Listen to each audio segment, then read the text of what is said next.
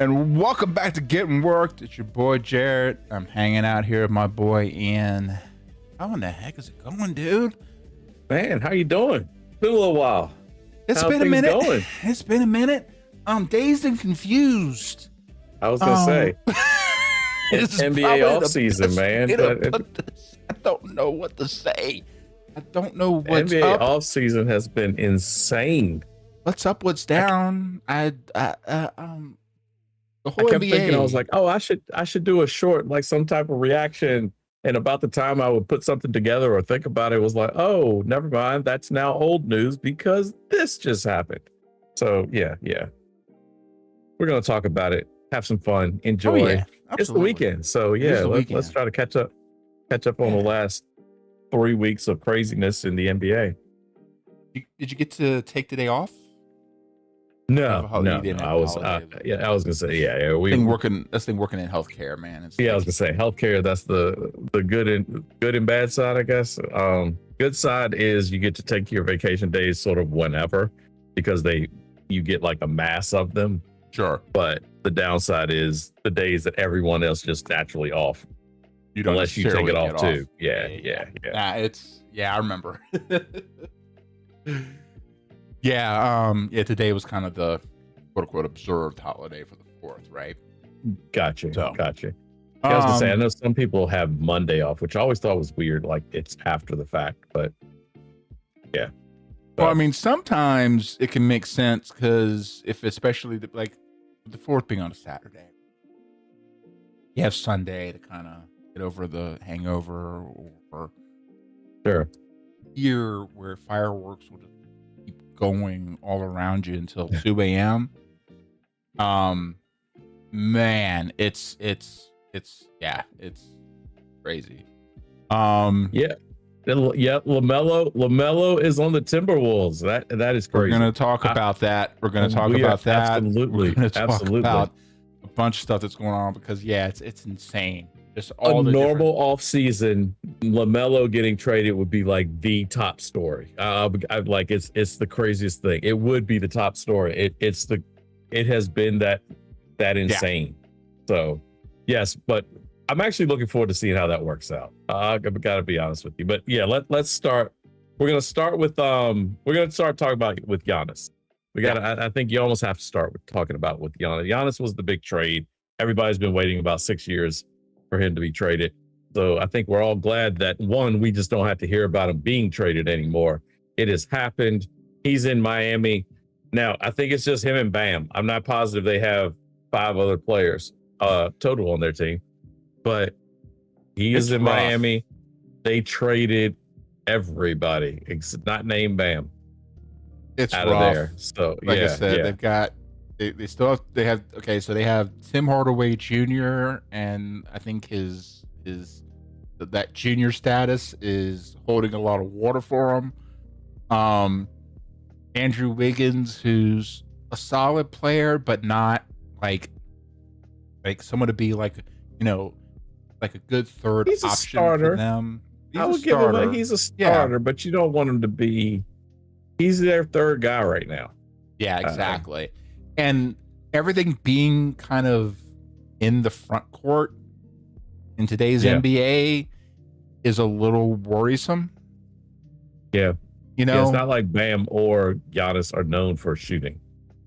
So Bam, I think Bam has done what he can with what he's been asked to do. Sure. But the thing about Bam is he can do everything else.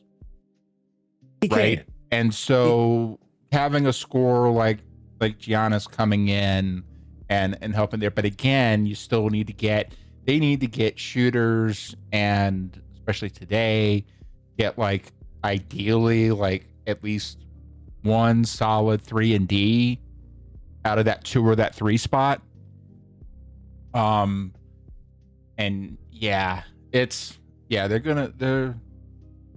This year's gonna be let's figure out what pieces we need to get for Giannis and make that next year's problem. That's really it's a strange. They emptied all of their arsenal to get Giannis. And okay, good, you got him. He's there. Now what? You don't have a point guard. There's nobody to bring the ball up. And how much does Giannis? And my problem is, it's not Bam or Giannis individually. They overlap so much. And so usually you don't want 2 guys that overlap as much as they do in the same, they sort of occupy the same space. If Giannis is a good rebounder, Bam's a good rebounder. They both, they sort of occupy. Giannis wants a clear lane so he can get a running start. That's his game. Offensively, absolutely. I think where Bam can help out is potentially kind of working out more as a playmaker, maybe from a stretch 4 position. Mm-hmm. So not necessarily because he's not necessarily as consistent of a 3-point threat, right? Where he's more dangerous as a playmaker on the perimeter, and then he's it's just it's tough. It's like looking at it, their best perimeter defender is their center. The math don't math. It's odd. It's an odd. It's an odd. The one thing that Bam brings, I mean, from a defensive standpoint, too, is the fact that he's a really good switch threat defensively. Sure. But again, to a certain extent, like you can't have him doing all of it. It's in that switch position where they're trying to take where they would normally maybe be able to take advantage of a big man.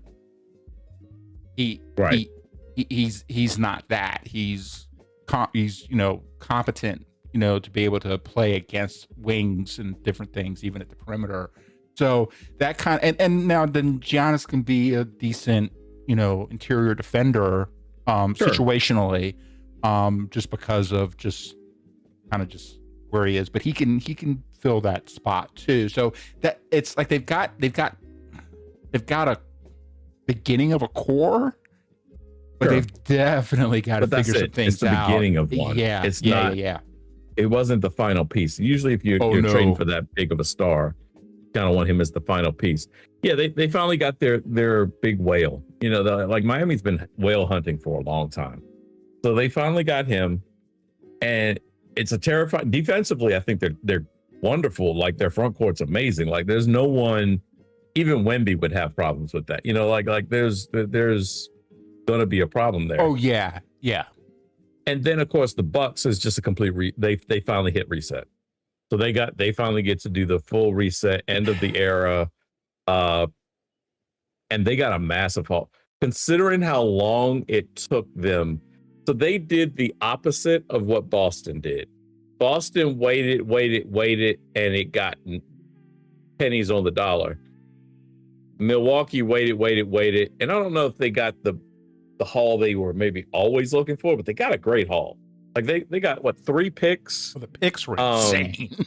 Yeah, it was crazy. Every player that was on the Miami Heat prior, like everybody just showed up. So I think that was good depth, but man, they're so thin. They are so thin, and they don't have any cap space either. That's the other catch. They don't have anybody. They don't have a whole bunch of money that they could just sign. Some players in the off. You're talking about Miami.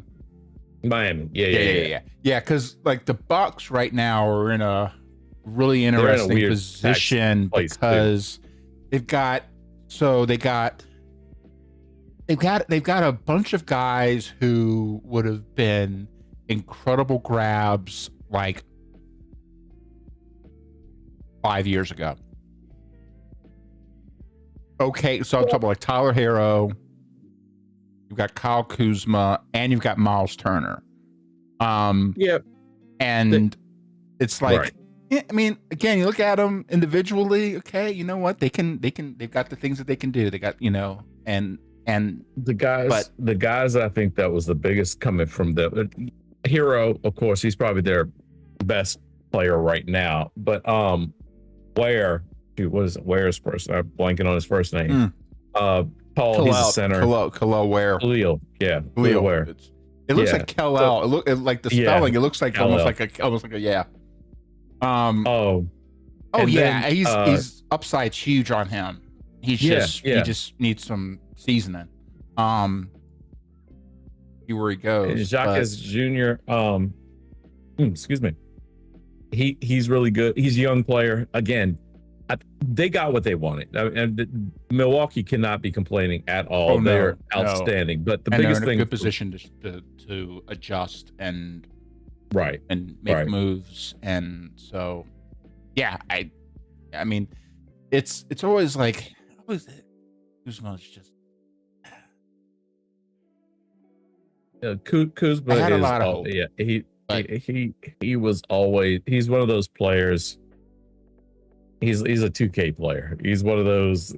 He's good in 2K. Yep, that's a good way to put it. Yeah.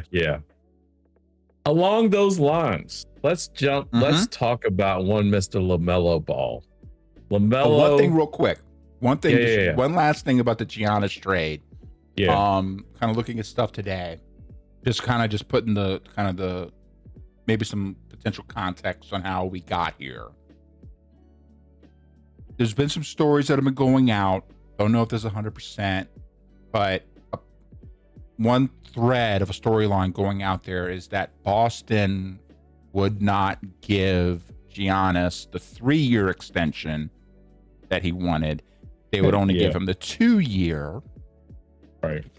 But there's also been some talk that maybe that like a lot of the kind of the inside people, it's kind of like, okay, are you, because you're inside, are you saying this because you've got the inside scoop, or because you're that inside, are you saying it to kind of offset and kind of play defense for Boston? All I could say is, I mean, it's kind of crazy, but it's like, okay, if Giannis wants to get with you and he wants to get a 3-year extension with you, I don't think Giannis was ever going to Boston. I don't think Giannis wanted to play in Boston. No, and that could also have been a big piece of it too. It might have been like, that would have been like the one, like that little extra carrot on the stick to be able to say maybe. Yeah, Boston doesn't have the greatest track record of. I'm not sure he wants to play in Boston. Let's just put it like that. I'm not positive. No. What? So since let's talk about the Celtics. I was gonna say we're talking about the Celtics. We're gonna just talk about the Celtics then. Well, let's talk about the other big trade. Jaylen Brown to the 76ers for a bag of balls.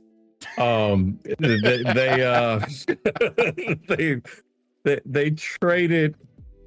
The Celtics got Paul George, the ghost of Paul George. I had to look up, but when we were talking about, doing this stream, I was like, how long has Paul George been in the league? Because he's another guy that if you start just kind of going back in time, going, well, yeah, he was still playing then, and he was playing then. I mean, at one time, believe it or not, Paul George played for the Indiana Pacers. Yep. That seems like a completely different league. It was so long ago that he played for the Indiana Pacers. And the whole Paul George breaking his leg in the Olympic trials, where he fell and broke his leg. It was. Yep. This will give you a timestamp. 14. That was Derrick Rose. 15. coming back from his injury. Yep. That was his first game back from his injury. Was going to be that pregame, and I know that as a Bulls fan because I was sitting in a hotel ready to watch Derrick Rose play after waiting 1.5 years to see him play. And he didn't play because Paul George broke his leg. That seems like an eternity ago. Derrick Rose being out of the league seems like an eternity ago. And Paul George is still around. So well, I think a big trick about it is this. I think there is a bit of a time warp, at least in my head, because of COVID. And because I remember we were talking about you were thinking maybe he might have started close to around the time LeBron did, right? And I did. I started wondering, I'm like, how long has he been around? But at the same time, you got to realize that, even with the injury and everything else, he was in the league a decade before COVID hit. He was drafted in 2010. So. Yeah. And then the whole injury, the whole Olympic thing, kind of the revamp of the dream team and all that was around that 2014, 2015 time frame. So like that was like halfway through his career. And then remember kind of had that. Remember, he was a rival to LeBron with Indiana. Roy Hibbert was his center. It was that team. Yep. They got a bag of balls because Paul George is one of those players you hear his name and think he's good, and he has moments. I don't mean he's not a complete bum, but if he's your centerpiece of what you're getting back for an all-star, a perennial all-star, league not league MVP, but a finals MVP, et cetera, if he's your key component to it, you have failed. You have failed on what you were shooting for. So here's what I'm wondering. to me, so the other piece that they got was Mitchell Robinson. Just right off that was a signing. That was a signing. But just they've now Boston has Mitchell Robinson and Paul George. Right now, to me, it kind of looks like, and so they still have Derek White, who's again is a solid player. He doesn't need to be what I like about Derek White is he doesn't need to be a 2, like your second or your third, right? If Paul George can be willing to be a second option, can Jason Tatum step up and truly be that first guy? I think that's going to be the biggest step here, because I was always kind of wondering between him and Jalen, who was the one. It's kind of maybe a little bit too much of a, the way I always describe the two of them on that team. Jalen had the higher floor. Like, he wouldn't necessarily have too many just bad games. Yeah. Whereas Tatum could. And I don't mean bad. I mean relative to all-star. Okay, so like with it, but Tatum also had the higher ceiling. Tatum could go get you 60. 100%. Like he could, Yep. And so that's sort of where I think Brown, his ceiling he's capped as far as his ability. Now that cap is pretty high. That's not a low cap. Yep. And so I see the problem. I don't think Paul George will have any problem being number 2 or 3 or whatever else. I think the problem with Paul George and Robinson, so you brought up Mitchell Robinson, neither of them can stay healthy. That's Mitchell Robinson is not, like, if he's your starting center. Yeah.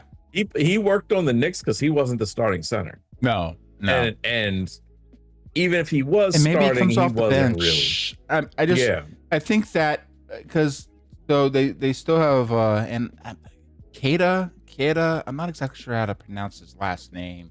Name is Keita for Boston. He's a 7'2", 250 guy. He's decent in terms, like, pretty high field goal percentage, but it's more of a defensive rebounding big with sparks of offensive when he needs to be. Mitchell coming in, starting to kind of peek into his quote unquote veteran time. Well, potential prime, but like he's 28. Sure. And he's Mitchell Robinson. He is what he is. Now, the trick is like, I mean, injuries are what they are. But just kind of looking past that a bit, I could see a world where you have, whoever, but he's only a couple years younger at 26. And it's so funny because we talk about like NBA years. It's like, God, these guys are kids, and it's like, now you're halfway out of like you're. You're at your prime. I was like, oh, that's a bad sign. I mean, so, I think in principle, I think that this could give an opportunity for Jason Tatum to really and to be honest, he didn't have a choice. Like, Tatum has to step up now. Like, he has to be the one now, and a lot of it's going to be riding on him. But if you take Paul George, if you have Tatum, who's, also kind of coming into he's 28 as well, but I think he's potentially coming into his prime. Got a Paul George who's definitely a veteran now, who could, be maybe a different dynamic with Jason. You know what I mean? Mm-hmm. And George, if again staying healthy, is a solid, long two-way player. He's And then if Mitchell's coming in there between him and Queda, that's what I'm gonna say until someone helps me pronounce this Until guy's someone name. corrects that name. Um, you know, decent potential, at least rim protection there, rebounding and whatnot. So then Tatum doesn't have to figure out who's the star. Yeah, they don't have that co-alpha dynamic. Paul George can help kind of fill in some gaps with not gaps, but help kind of maybe potentially take, because if you think about it, okay, they're obviously wanting to make Jason Tatum the star, right? If they're not, then they really are stupid. Yeah, but he was their most popular player. Then it is, yeah. George can come in and bring in some solid things and take some load off of Tatum and potentially take the kind of load that he once taken off. You know what I mean? And then with Mitchell and Queta in the inside, maybe help kind of with some of the rim protection, stuff like that. I think that there's some options here.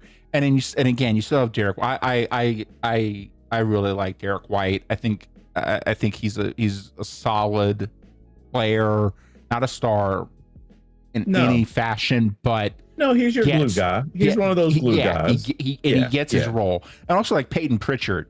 They still have Peyton Pritchard coming off the bench in that guard spot, and Derek could slot to the 2. And they have the guy from UVA. Dude, blanking on his name. He's a shooter as well. Oh, I gotta pull up their roster. Oh, Sam Hauser. Yeah, Sam Hauser. Thank you. Yeah, and yeah. So they have some shooting that, like I said, for them that I just see it as they step back. I mean, that's just such a step back. And then you have to wonder. For me, I always wonder. I don't think that this is gonna be the final like evolution of this. Sure. I'm just kind of thinking about it like, if I was coaching this team, then I would take a look at this and like I'd be really pushing Paul to really be like, you know, really like take a look at like Jason, and more from the perspective of, okay, how can we level them up, but level it like at the right trajectory, and not push it too far too fast.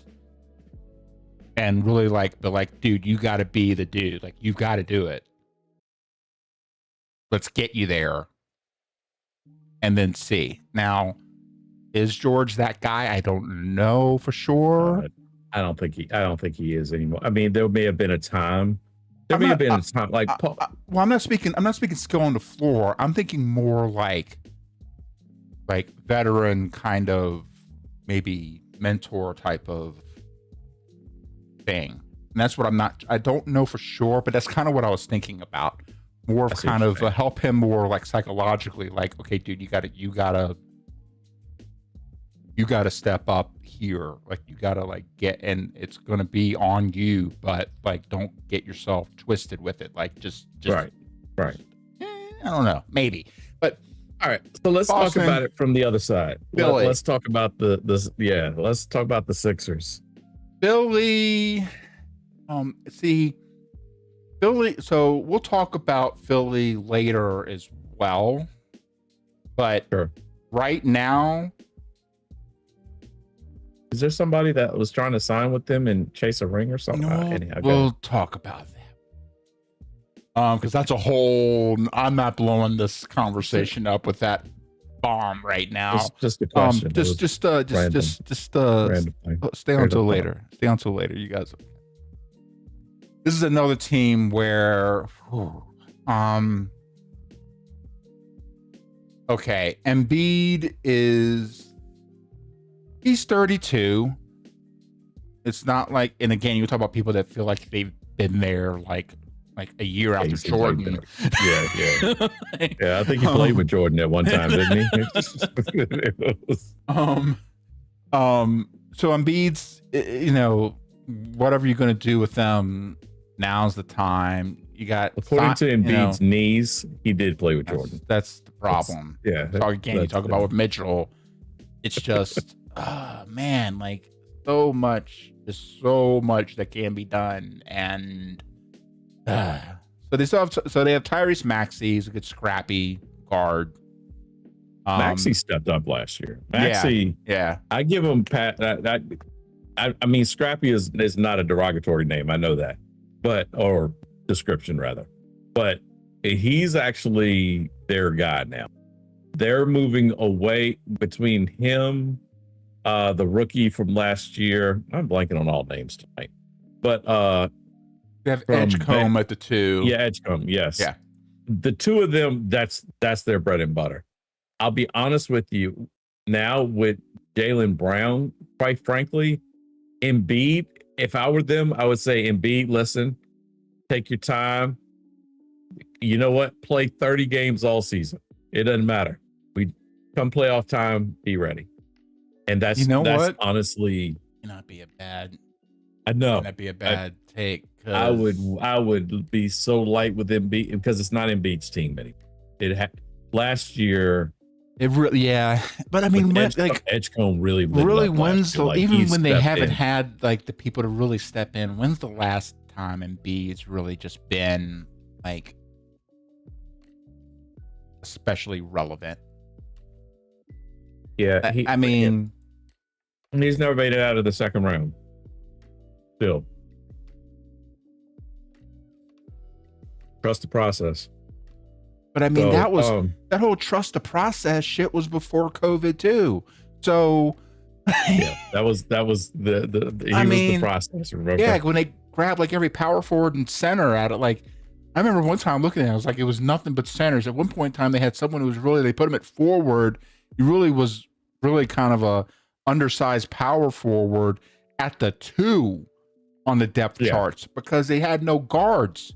They figured they're kind of like, oh, we're gonna grab all the bigs, and then Golden State comes in, and nobody wants to be.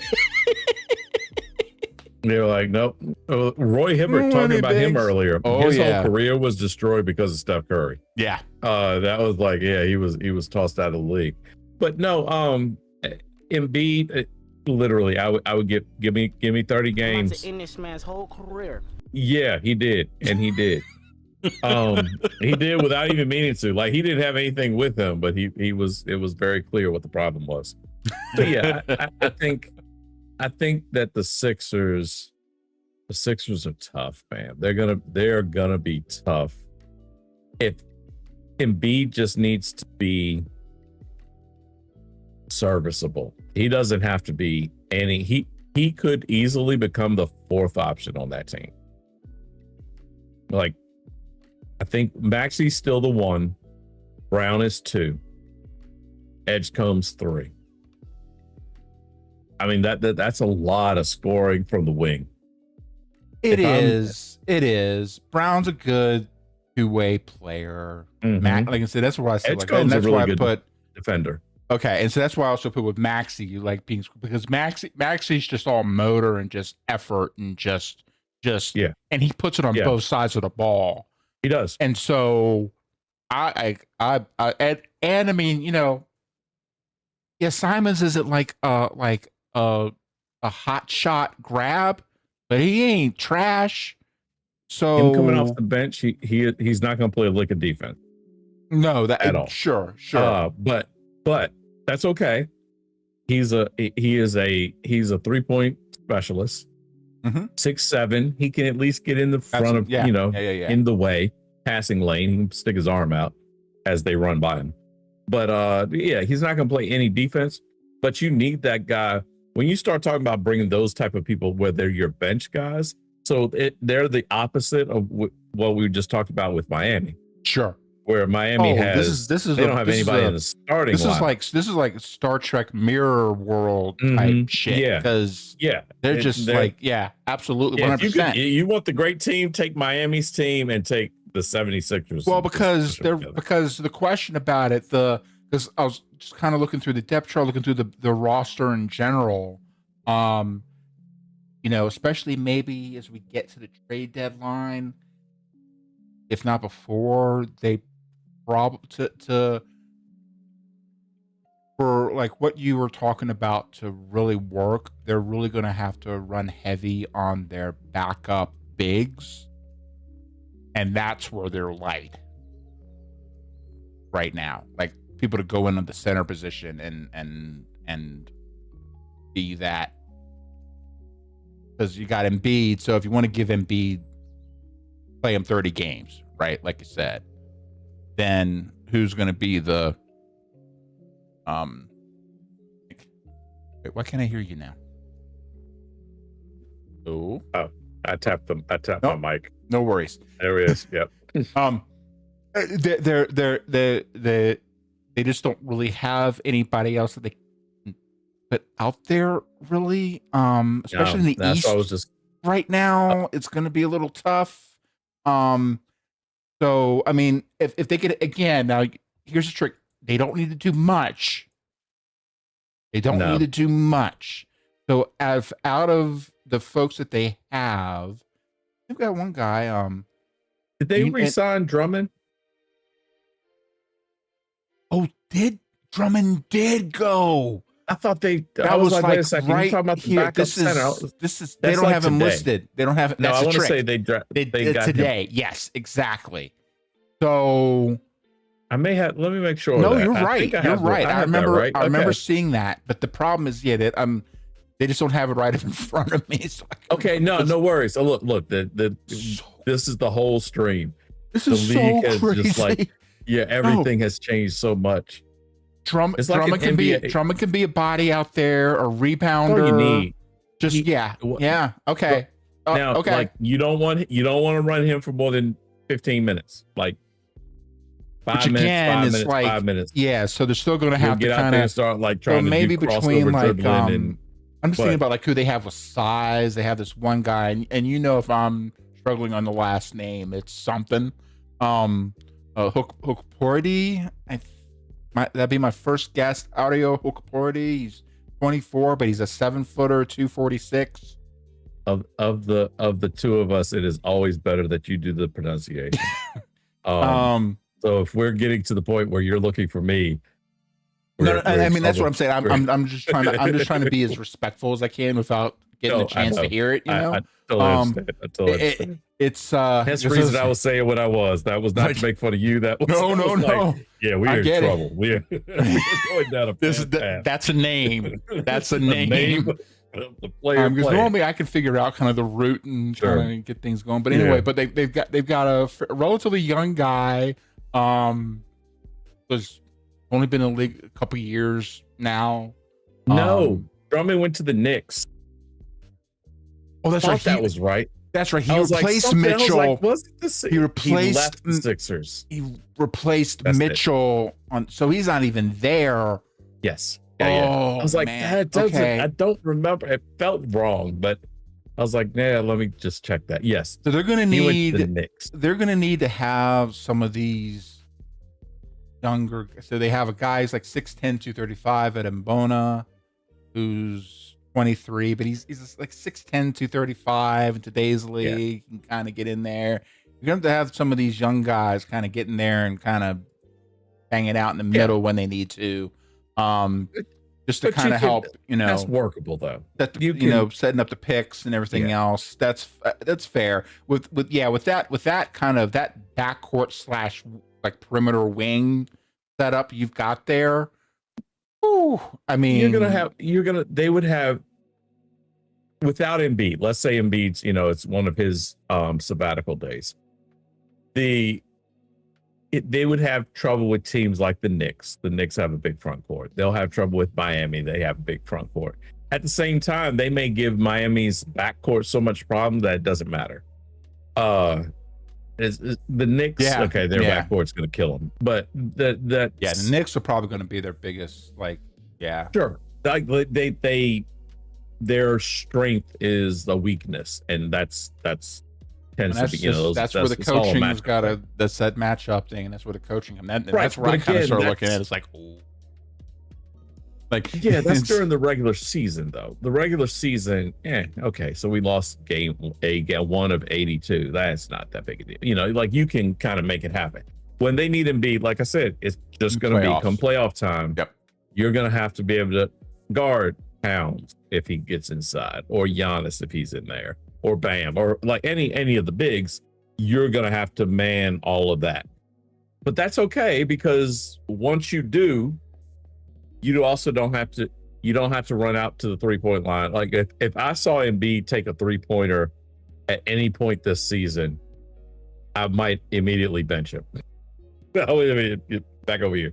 Well, that's always kind of his issue. Anyhow. Yeah. I think earlier on, Shaq used to say that. He was like, "Get your big butt down. You're the biggest guy out there. Just go inside." I know. It was one of those. It was a weird thing because, early on, it really helped out. Because I think it helped Philly's kind of relative relevance. Trying to say that 10 times fast. With that, we talked about Steph Curry.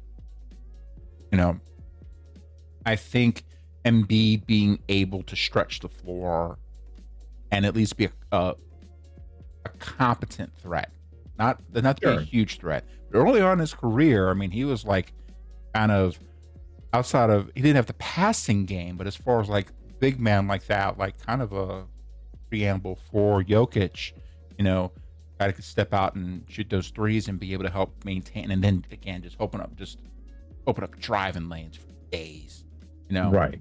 But for sure. But and so in that way, I could see. I agree. I wouldn't see a lot, but you know, depending on the matchup, having a good pick and pop threat's never a bad thing. But the execution of it may not match up to, you know, either what they really need him to do there or what he can do. But it's also another way to save his body. Sure. Or they have him out there doing maybe some more pick and pop type stuff, so he's not banging in the paint as much right now. Sure.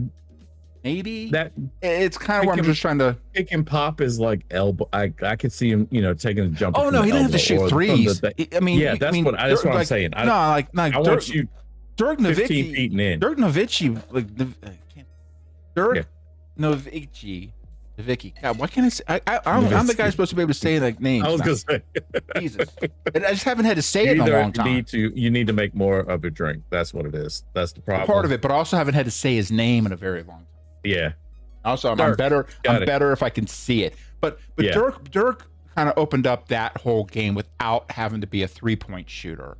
It's more of just being able to get out of the way. But then, especially again, if maybe like during the season, if you know you're getting him out there, you kind of also just to give him the minutes with the starting lineup too, to be able to help build chemistry, because that's another potential problem. Yeah.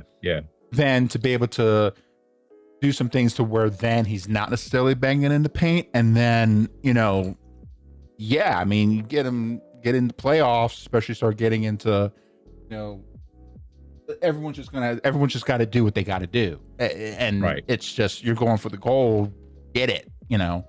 But that would be one thing that they could do with him.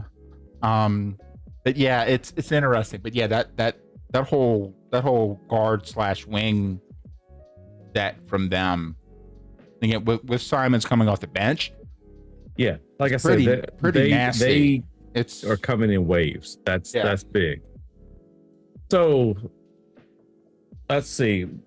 We'll touch briefly on this just because I have him next on the list. Was Ja Morant to the Blazers. It's good. Ja got out of Memphis. They didn't want him. He didn't want to be there. Good for him. But now he needs to shut up and play some basketball. He needs to like if the fact that he's in the Pacific Northwest, probably a good thing because no one watches those games. Sorry. I know. Factual. But yeah. Why do you think I gotta run the thing with you? Because I can't find anybody out here who watches basketball. That's it. No one is watching out there. He's out of the limelight, and that's a very good thing. Now, I also to was be gonna say fair, he's not in the pos- crosshairs. I had so many. no, See, I could I know. do I, some stuff. here's the trick. The only thing I was going to say is because you made me think about it. The reason why the Pacific Northwest doesn't really watch basketball anymore is because of the fact that the Supersonics yanked out. Yeah. When Which, the Sonics hey, were there, hey, they might come back. They now, might come I was back. gonna say, But my son is very excited about that. He's that's like, I'm gonna be alive for an expansion. I'm like, yep. but when they left, when they yanked out of there, Portland just wasn't gonna hold them up. It just you need more than Portland one team. also was bad for a long time too. So it's hard. Yeah, You're mad because the Pacific North, you lose a team. I don't care if I like the team or not. Like if you lose your hometown team, and it's always because of money. My son was asking, he was like, why did they move? I was like, it's always money. Somebody didn't build them a stadium. I was like, that's what it's always the same thing. Farmer decided to buy in LA. Yeah, that was in short what it kind of came down to. So Ja's there. They have 25 guards now, 25 point guards. Dame is back. They have everybody is trying to do their own version of the process in certain ways right now. They're just collecting pieces. They think teams think it's Pokemon. Got to collect them all. I mean, because that is all. So you got Miami down there with all the front court, and you got Portland, and them clearly need to trade. Like, and the Celtics really have all. It's all backcourt and wings. Yeah, and then Portland right now, it is all guards. It's all guards. It is all guards. Like even everybody. Denny is a small forward, power forward, small forward, but he played on ball. He was on the ball last year. That was where his bread and butter, his whole all-star thing. All of that came because Denny was on the ball. So he's a ball handler on the ball. You got Dame coming back. You got Ja. No one's ever confused Ja with a 3-point shooter. You got they got Walter from the WWE moonlighting in the NBA playing center. Have you seen Donovan Clingan? Yes, he does look like. When you said that, I was like, I know exactly what you're talking about. And I never thought of that until you said that. And yes, he really does look like. He does look like him. Just make him 7 foot. Yeah. Gunter. Yeah. Sorry. He does. He was Walter before. I've known that dude as Walter for so long before anyway, sorry. So they still got Scoot. Well, they have Scoot. I was gonna say Scoot's still that. Literally, when I say they had like 12 guards, they have 12 point guards.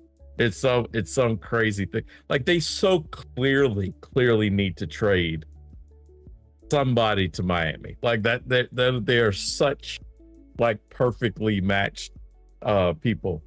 Oh, for sure. It's and we'll talk about the Lakers later because they're kind of heavy on the credit scorers. They're kind of heavy on the two ends of the team. Mm-hmm. They need threes. Yeah. Position threes, not 3-pointers. Small forwards. They need small forwards, and you have all these other teams who have 5 billion guards or 5 billion bigs, and it's I don't know. Wings are always the hot commodity. Well, I think also a big problem too now is because we're starting to need more of that length in the small forward position, where for a good long while we're kind of coming in on a decade kind of turnaround here, because for the longest time teams are going more small ball, where you'd see 6'4" dudes playing the 4, and I think now we're starting to see we're starting to need more length, even at the very least defensively, to be able to help kind of cut. The league had been going 5 points off of Ant. Like yeah. You know what I mean? Just give me something, and the very, if he's going to drop 20 on you, 20 to 25 on you, make it tougher on him. Like, shave 5 points off of it and make it a hard night, and a lot of players, like, you got guys who are kind of, somewhat, they're good defensive guys usually. Right. Sure. And maybe a halfway decent 3-point shooter. And then you're putting them up against guys. And now we're starting to get guys who, and I mean, Ant's 6'4" as well, but he's a long 6'4". Yeah. Got a long wingspan, and he's strong. And he's got the vertical on him. He's a problem there. And so now we're running into these situations where we're starting to need to get more, like a bit more. And it's not just length, it's competent length. It's getting guys that can actually defend and move and switch and slide. They can slide. Yeah. They can run out under control. So you can use that length. You're not just, waving your arms around and running. Because Wemby is affecting the league. Like that's the trick. We're starting to see more and more of, but also again, we're starting to see some size come back into the league in general. Right. Now, speaking of size, you've got a bunch of really small, even looking at the depth, you got a bunch of really small guards up on this team. Now, in Portland? Yeah. Oh, yeah. Yeah, Portland, I completely understand. We'll touch briefly on the Grizzlies, because here's what the Grizzlies did with that trade. They got rid of Ja. That's all he wanted. That was it. They could have cared less about what they got back. The bang bang? No bang bang. No Cactus Jack? There was enough of that. There was enough. Strange little man. There was enough of that. Sith automatically gets banned every time he comes in here, because YouTube, he comes in with the caps and all this stuff. And I don't even know. I don't even know if there's anything we can do. I mean, he's back. This is like a timeout. He like triggers us to ban. What's going on, Sith? We're trying to figure out what the hell's going on with this NBA freaking offseason, man. It's freaking nuts. All right. So speaking of, let me look at, because I have not looked at Memphis. To be honest. Memphis got mainly Jeremy Grant. Don't care. Which they will probably. That's right. That's the one where you had the sons of 3 bulls. Yeah, you pointed that out. I have to give you credit. That was a good call out. They have the son. Well, I'm sorry. The son, like Grant's technically nephew, but if it's your identical twin son, does it really matter? Is it kind of the same thing? Only if you're also married to an identical twin. Well, that's true. Technically true. But I mean, in general, the genes on the Grant side were predominantly identical. But they got Scottie Pippen Jr. At the point guard. They got Jeremy Grant, who's a combo forward, and then Cameron Boozer, who's not from that trade, that draft pick, but like right now, like he's 18 years old. He's Cameron will, it'll be good for him to be playing for second in the Rookie of the Year. He's playing for second. There's only one guy that's winning that. He plays in red and black. So the the one player you got? Yes, that one. Okay, so we have to talk about that, because that was hilarious. So while we're doing the prep for this, we're looking at, and Jared says, what was the guy's name? Hang on, let me see if I can find it. I'm gonna pull this up, because this is Antonio insane. Reeves. Yes. Antonio Reeves. Who the heck is Antonio Reeves? I've never heard of this guy. I don't even know if he's on the roster. So if you go to the ESPN and go under the depth chart of the Chicago Bulls, obviously that's my team, all that. Antonio Reeves is the only person that's listed, and that's solid, because our team is just like formulating still. I'm looking forward to it. We're going to be well, I was going to say we're going to be better than last year. Low bar. I'm not Yeah, sure it's a well, bar. I think it's a hole. We got to just kind of it's getting not a a couple bar. steps It's up not the a bar hole. with it. Yeah. So here's a trick. So yes, if you go to it's right now like Charlotte and Chicago right now. If you go to their Oh, depth screw chart, it's one player. But here's a trick. I don't think Antonio Reeves actually even plays for the Bulls. I've never heard of this guy. They might have gotten This is hacked. Antonio Reeves. Here's the overview. Antonio Reeves is an American professional basketball player for the Charlotte Hornets of the National Basketball Association on a two-way contract with the Greensboro Swarm of the NBA G League. Never heard of But he's the only player that shows up on the depth chart for the Chicago. You go to ESPN depth chart. He's the only guy. Starting shooting guard. You know what it reminds me of? Do you remember? Let me just show this right now. We're talking about this. Actually, I'm gonna make it bigger. Here it is. Do you remember the NBA games like NBA? Not before 2K. Let me tell you, boys and girls, there was games before 2K came out. Called NBA Live. NBA Live, man. Yeah, NBA Live was EA Sports. It's in the game. Except there was one guy that was definitely not in the game. I would just like to point that out. And that was Jordan. Yes. The Chicago Bulls always would have some random dude that was like 00 ball-headed 6'6" 2 guard in the 90s. Yeah. The specs would be roughly close, but it was not. It was very clearly Jordan, but it wasn't Jordan. That's what this feels like. This feels like it's that guy. Listen. You want to talk about petty? You want to talk about petty?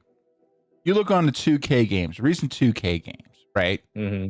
So during like the halftime show and everything, they would go to, especially what was the TNT crew, right? Right. You know who was not part of that whole broadcasting staff? The 2K on 2K games. Barkley. Charles Barkley. Yeah, Barkley's not. Charles Barkley's not there, and neither is Reggie Miller. Well, sure, but like you talk about like the main like desk, right? You have Shaq and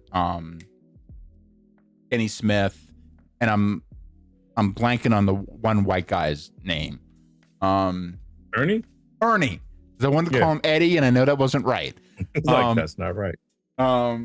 But no, Charles, because Charles, like, there's some kind of like thing. Charles wanted more money or something, and he just. And Charles, the only reason I know this is because Elijah and I just looked it up 2 days ago.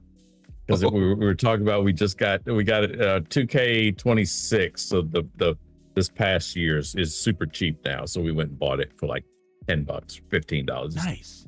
Yeah, so in fact, literally we're just playing it today. And by the way, I'm terrible at 2K, just for the record. I want to get that out there. And damn, I should have played you while you were here. Oh, for sure. I'm dreadful, man. Just utterly dreadful. So and I always want to do my career. That's what it comes down to. I'm starting off and my player's like he's on ice. Well, sure. He's just dreadful. You got to kind of got to do the sliders anyway. Barkley's not in the game because he didn't want to he wanted 2K to have to pay the it wasn't to him, it was to the retired players. He wanted 2K to pay the Retired Players Association or something, and I forget exactly what because they had their names on it too, and so it's looking out. To be fair to him, it's actually him kind of looking out for those guys. Now Reggie Miller is just because he wanted money. Oh, so it was Reggie that was petty. Yeah. Charles Reggie was looking out for people. Is that surprising? Is anybody it's surprised? No, it really isn't, Mr. Oh, yeah. So Reggie Miller, I know was and I know this from back in 2020, I guess it was the last time I probably played 2K. That's the last time I bought a game. And Elijah and I were, putting together teams, and we were trying to put our, like I would, have my, greatest of all time team, and he put his together. Mine was Jordan and Pippen and he's out there with Shaq and Kobe. And, we're trying to, anyhow. So we got to the point and I was like, oh, Reggie Miller, you got to go get, looking for Reggie Miller. And of course, there's no Reggie Miller. I was like, wait a second, where's Barkley? Come to think of it, is no Barkley. So I know those two for sure. There's probably others, but I know those two for sure are not there. So, well, yeah, every time I keep hearing about Barkley and like a lot of his like shenanigans and everything like that, but every time I turn around, I keep hearing more and more stuff about him, and it's like every time it just feels like every little thing I keep hearing about him is like, yeah, he's a real one, man. Like, he's a good guy. He's a decent dude, So trying to figure out a little glitch I'm running into. Nothing major, just a little glitch that I'm running into. So if you want to jump over, I'll tell you what. One thing here, just so also then I can show off something I put together and watch it not work. But let's see what happens. Apocalyptic C 3357 said, LeBron going to GS or Cleve? I don't think he's going to either. Yeah, we're going to talk about LeBron, but also want to put because did you hear how it read it out like that? Yeah. I did that. Apocalyptic I did that. 3257. I can't help how they read things, but I did that. I did that. That is a thing nice. I did. So I'll say this just briefly to it. I think if he goes to Golden State, that'll be like the most geriatric team in the history of geriatric teams. 10 years ago, that would have been amazing, but man, I don't know they get through the regular season. If they could get to the playoffs healthy, maybe. I mean, it would be fun. It'd be interesting. I still don't think they have anything for the Spurs or the Thunder.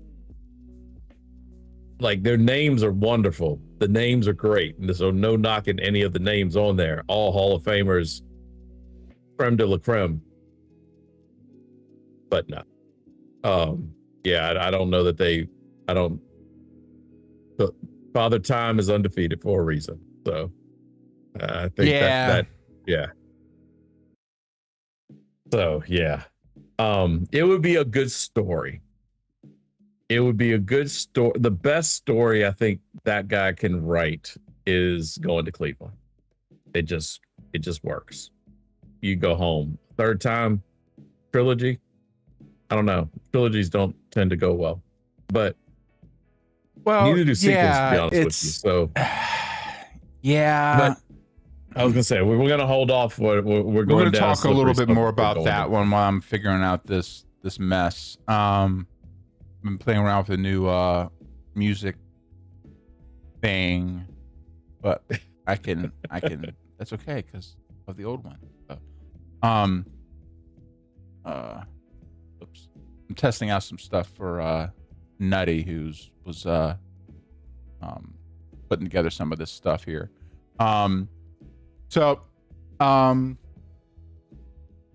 Okay, so we've gone through Giannis, we've gone through we're up to Melo and Minnesota. Melo Ball. So yeah, he's in Minnesota now. Charlotte, that's clearly Charlotte. I think this is clearly a Charlotte was ready to get rid of Melo. They were tired of his antics. And I think because I remember like we went to the bang. They done with the bang bang. Yeah, he had done Melo has his own. Melo is an extremely talented. My son and I were talking about this earlier. Extremely talented point guard. I mean, just basketball player, not even point guard, just basketball player. Mm-hmm. There is nothing he cannot do, and do it with style. There's no he can do it all. The question with LaMelo is between his ears. LaMelo, decision making on the court, off the court is. Alonzo, his brother, got the decision making, and I don't know that neither of the other two did. And That's his problem. The knock on him, and I think Charlotte was. He also doesn't play a lot. He's hurt a lot. Last year was the first year he was on the court for more than 50, 60 games in maybe his career. And I think Charlotte was cashing in on that. I think Charlotte was like, we have a chance. We've got he's got a big contract. We got a chance to get off of that big contract. He played enough games. Someone's offering something. Let's get him out of here. Now, with that said, it's going to be so much fun watching him and Ant play together. Whatever amount of games they play, it's going to be fun. Man, it's going to be fun. If I was I'm wondering if Wolves fan. Yeah, I wonder. So yeah, it was talking quick about cut. it earlier. Yeah, let me because I was waiting for it because Quick Cut Creation said, LaMelo Ball is on my Timberwolves. I am super excited.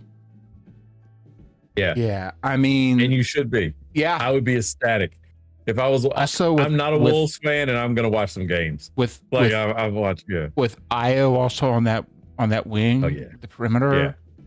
Shout out to Io, former Bull. Io is nasty. Again, you want to talk really well. That's a trick. You want to talk about someone who could fit in with those two? Again, you want to talk about like a crazy backcourt / wing overall setup on the perimeter, and then you still have Rudy Gobert anchoring the defense on the inside. And then what Rudy didn't have in Utah. So like again, like LaMelo's not a slouch defensively. And he can be. He floats in. He's not Lonzo. He's Lonzo. Streaky offensively and defensively. Fair enough. He's an X factor. Yes. Anthony's a solid two-way player. Obviously, much more exciting on the offensive side, but a solid defensive player. And then Io can be dirty at times. Io can be everything nasty. Io will lock you down. Yeah, Io can absolutely lock you down. Yeah. So, and I don't know Jaden McDaniels very well. Just kind of looking at again. He's good. I know. I've heard that he's. I don't think he's a liability in any one way or the other. This team could be stupid. Like, this team could be stupid. Like. Oh, that's right. I forgot they got Julian Phillips too. Yep. I forgot. Yep. He came from the Bulls. That was in that trade. That man, our front office was so bad. They were so bad. I am so glad that dude's out of a job. He was dreadful. Anyhow, sorry. No, dude. They like how you let Io and Kobe White go and don't get one number one pick out of it is just amazingly stupid. But Io. What were you gonna say? No, I was gonna say, where is Kobe right now? Kobe's in Charlotte. That's right. To be fair, I think that's another reason they were okay letting him. Yeah. Kobe's solid. Kobe's very solid. Yeah. Kobe. Oh man, Kobe doesn't make bad decisions. Yeah, right. He's the consummate pro. He's from the area. Like Kobe being there is perfect for Kobe. Okay. I'm actually glad he went there. Of the places for him to be traded, sure, Kobe deserves better. No, and I'm glad he's back home. He was always like that. He's from there. If they had taken Patrick Williams, who's also from there, that'd been nice. They could have him for a bag of peanuts. Not a full bag. Maybe if they just one they found. Patrick Williams. It's kind of the situation where he needs a kick in the ass, and it needs to be out of a door. Well, maybe, but what I'm saying is, what I'm saying that again, I'm kind of always kind of thinking from a coaching perspective, right? It's kind of one of those things where it's like he needs to get out of Chicago. He should have gotten out of there years ago, So just so in a sense of, I've always felt that he was like maybe at about like the first like 4 years he was in the league, felt he was just someone he needed a change of scenery and a kick in the ass. And he could potentially be something, never a star, but a good kind of that glue, like you talk about like glue players, fill in the gaps type players. But we're probably too late, but maybe he might, because on paper, coming in especially, people were like clocking him as like, now, I mean, he was supposed to be Kawhi. Yeah, a lower scale, like, but like kind of the same kind of a matchup to like a Kawhi Leonard type, but just a little bit bigger, Yeah, I think he needs to get it. Anyway, talking about the Timberwolves, we'll float down to the Bulls. Like, we'll get there. Yeah, no worries. But I'm saying we'll always float into the Bulls. Sure. Just through the conversation because we have to. But as long as I'm talking, yeah. But also looking at different players because I think this could be Io's dream spot here. Io is one of those players every single team in the NBA could use. Yeah, absolutely. And that's rare. Yeah. Like him, Alex Caruso, and it's no small part to Alex Caruso, guys. but Alex Caruso is a very similar player. Another guy we didn't get a draft pick for. That you want, he's a B+ with everything. Yep. Io's a B+ in everything. No A. He's not an A in anything. But that's okay. If you're that good in so many different, and from what I've been able to gather from him, he's just eminently coachable. He'll do whatever you want him to do.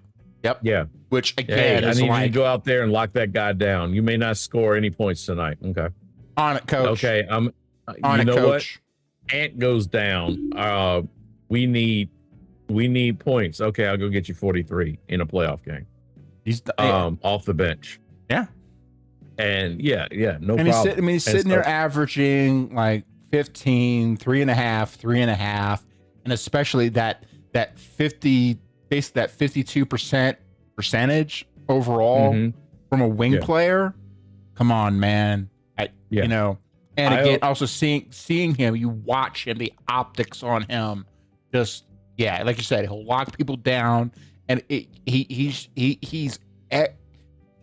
like that. Like if you watch soccer and you see those guys that just seem to be on every play around or just every play, just somewhere in the mix. Fingerprints were on everything. Yep. He's that guy. That's Io. He's that guy. Io, and I will say Io's a good stabilizing factor, I think, for the LaMelo and even Ant-Man. Ant is he can be volatile. He can be very, and that's a good and bad thing. I've heard some potential concerns around that. Again, this is like YouTube comments and stuff, so take it for what it's worth. But it's fair that both Melo and Ant can be high strung. Yeah, and if it's going to be one of those things where can they gel, or is it going to be water and oil? Like or fire and oil. Well, sure.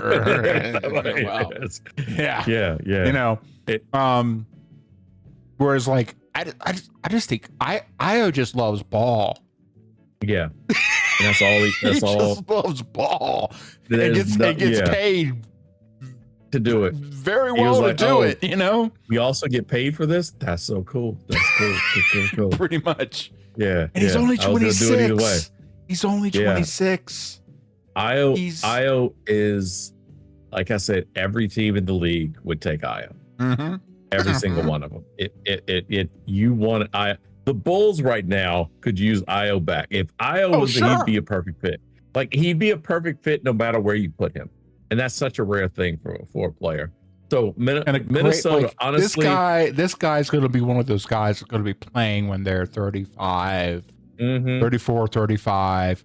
Just because I hope he gets some rings. more He's going so, from one yeah, weird team to another team that has more never won rings. It's, more so just because of his coachability and the fact Yeah. that, yeah, he just has that mindset where he'll evolve into whatever he needs to be, and Sure. he has a good mind for the game yes. too. Yeah. And I think that's the Yeah. biggest trick about it, is that it's his mental side, which then again, I think for Melo and Ant too, you know, if anything else, what I don't know, what you don't necessarily get out of watching the games is you don't typically, and you definitely don't always get to hear like who's talking, Oh yeah. right? No, Io was always Io's the talker. Okay. He's the leader on your defense. So if he's okay, then that's good. Yeah. That's good. Because you Yeah, also watch a lot Io, more of like the Chicago feeds right, and well, stuff, right, and then you Yes, get a little bit exactly. more of that kind of stuff. You hear Yeah. it, it's closer. Yeah, you can. Yeah. And plus, Stacey King, R.I.P. Stacey King. mhm. Yeah, you also he would call that all the time. He's like, yeah, watch Nice. Io. He's talking here and he's talking here. Yeah, so I would get all the. Io is an amazing player. Awesome. He's not your star. He's not. You know, he's not. But if he's But going to that's elevate okay. everybody, and so But he frees your star up to be the star. And it sounds kind of weird to say it that way, but that's really what he does. He takes the pressure off of Ant to have to go guard the other team's best scorer. He takes that pressure off. He's like, I got that. We need some ball handling. You know what? They're doubling Ant because you better double him. So you're doubling him. Okay, well, I'm gonna hit this three because I can shoot a 3-pointer now. You know, he worked on that. There was a significant jump in his 3-point shooting last year. Or you need some ball handling. There's a rebound. We need to get out on a break. Io was a point guard when he was in Illinois. Well, he's 6'4", 200. You know, he plays bigger than he is. He does. Because he has really long arms. A guard. He's got all the skills of a guard. And so I think, and again, I think the big trick is that with LaMelo coming in, again, it's that mindset. And LaMelo's not. I forget just how big he is. Melo's 6'7". Yeah. So he's not even 200 pounds, but he's long. He's long, and he's got that. He's kind of got that magic thing going where he can see the floor over. His vision is amazing. Yeah, like I said, his problem. He's a creative player. He is. If you're building a player, you just about build LaMelo. That's just kind of what they come out looking like, and all the ability, all the skill, all the things, and just not. Like I said, LaMelo's problem is LaMelo. That is his issue. Now, is some of that because of the team he was on? He was on a bad team in Charlotte. If he's up around winning, how does that change? Because that does change players. That does change players. Being traded tends to change players too, not necessarily for the better. Well, but it does change them. The other thing is this: only 24. Forget that. Yeah, LaMelo's not. So LaMelo and Ant were in the same draft. Remember that. And I think this situation that he's walking into here, but basically he got traded. He got traded into probably the best situation that he could have ever gotten moved into. And I think this is an opportunity for him to show that he can mature. Yeah. Because this is his moment. He has a chance here. Let's not forget about this. He has a real chance to really solidify himself as above Lonzo. Oh yeah. Do what I mean? But he was always better. Sure, but Talent. Lonzo Natural, was God-given talent. Lonzo was the face of the Ball family. You know what I mean? Like Lonzo was that. And I mean, now to be fair, like Lonzo, when he's healthy, Lonzo was the oldest. sure. No, I will say this. Even healthy prime Lonzo for the 5 minutes that he was healthy and prime. That's yeah. In all 5 of those minutes, LaMelo is more God-given talented than him. Sure. Lonzo's strength is everything Melo isn't, between the ears. Yeah. He had the vision. Yeah, he had the court vision. He actually played defense. Lonzo, LaMelo doesn't. That's the trick too of LaMelo. Yeah, I think like that's huge. Yeah. Welcome. Let me so I understand. So I appreciate the message here, and I appreciate you saying that you want to take out I'm sorry, that you want to look after us here. I'm assuming you're coming in here presenting a service, right? Here's the trick. This is what I tell everyone. We are a one-way money distribution outfit, meaning that the money comes one way, not the other. So if you're looking to advertise a service, well then, first of all, give me money, me, money now. Me a money needing a lot now. And also, you are a sad, strange little man, and you have my pity. Okay, now we shall proceed with the conversation.